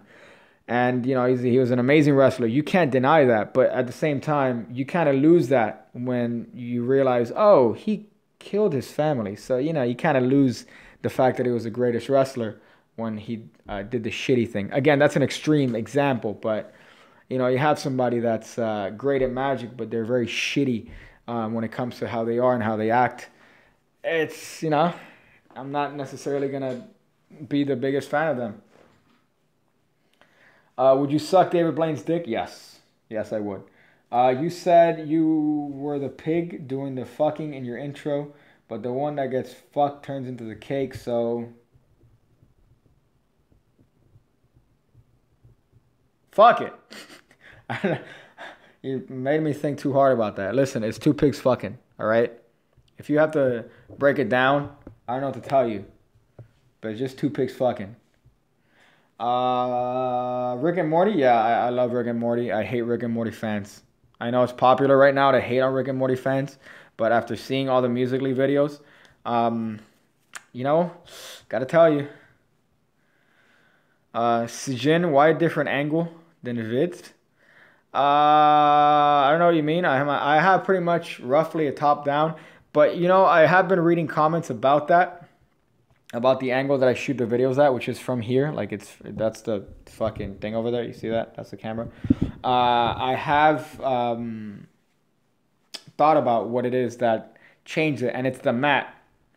Because when it's shot the way I do it, if the mat is like this, the whole video looks skewed. So that's unfortunate. So it's not really the angle, it's more the placemat. But then again, this mat really makes it a lot easier to do slides and shit, so that's why I keep it. So it's not necessarily the angle, it's the fucking mat that makes it look like the video is at a weird angle, or at weirder than it should be. Yeah, boy. Are you any closer to finding your father? No. That nigga gone. Are you a teacher? No, I was a teacher. We don't have your meme sauce. There's a lot happening there. Is there anything hot here? So I read one of the questions. Oh, are you worried one of your students are going to find your channel, recognize you, or expose your face? Yeah, probably. Yeah, that's always a fear of mine. Thank God it hasn't happened. But, you know, that's still a possibility. Hopefully they're mature enough to realize the artistic point I'm trying to make by not showing my face. And they won't do that, but more often than not, you know, that's always a chance. That's unfortunate. And something that is possible, but you know, when it happens, it'll happen. I'll deal with it then. Luckily, I don't have to deal with that. That nigga gone. Pick Cake 2017. That's a good way to end it. So yeah, I'm gonna go to sleep. And you should do all the things. If you haven't subscribed, subscribe, dog. If you haven't told your family to subscribe, tell your family to subscribe. If you haven't told your friends to subscribe, have them subscribe. Come on, let's get the Pig Cake Army. Let's get the Pig Cake Army to... Where am I now? 28K? I'm almost at 28K. Let's get it to 50K. Come on, we could do this shit. We could do that. Yeah, that's it. I'm going to go figure out different ways to...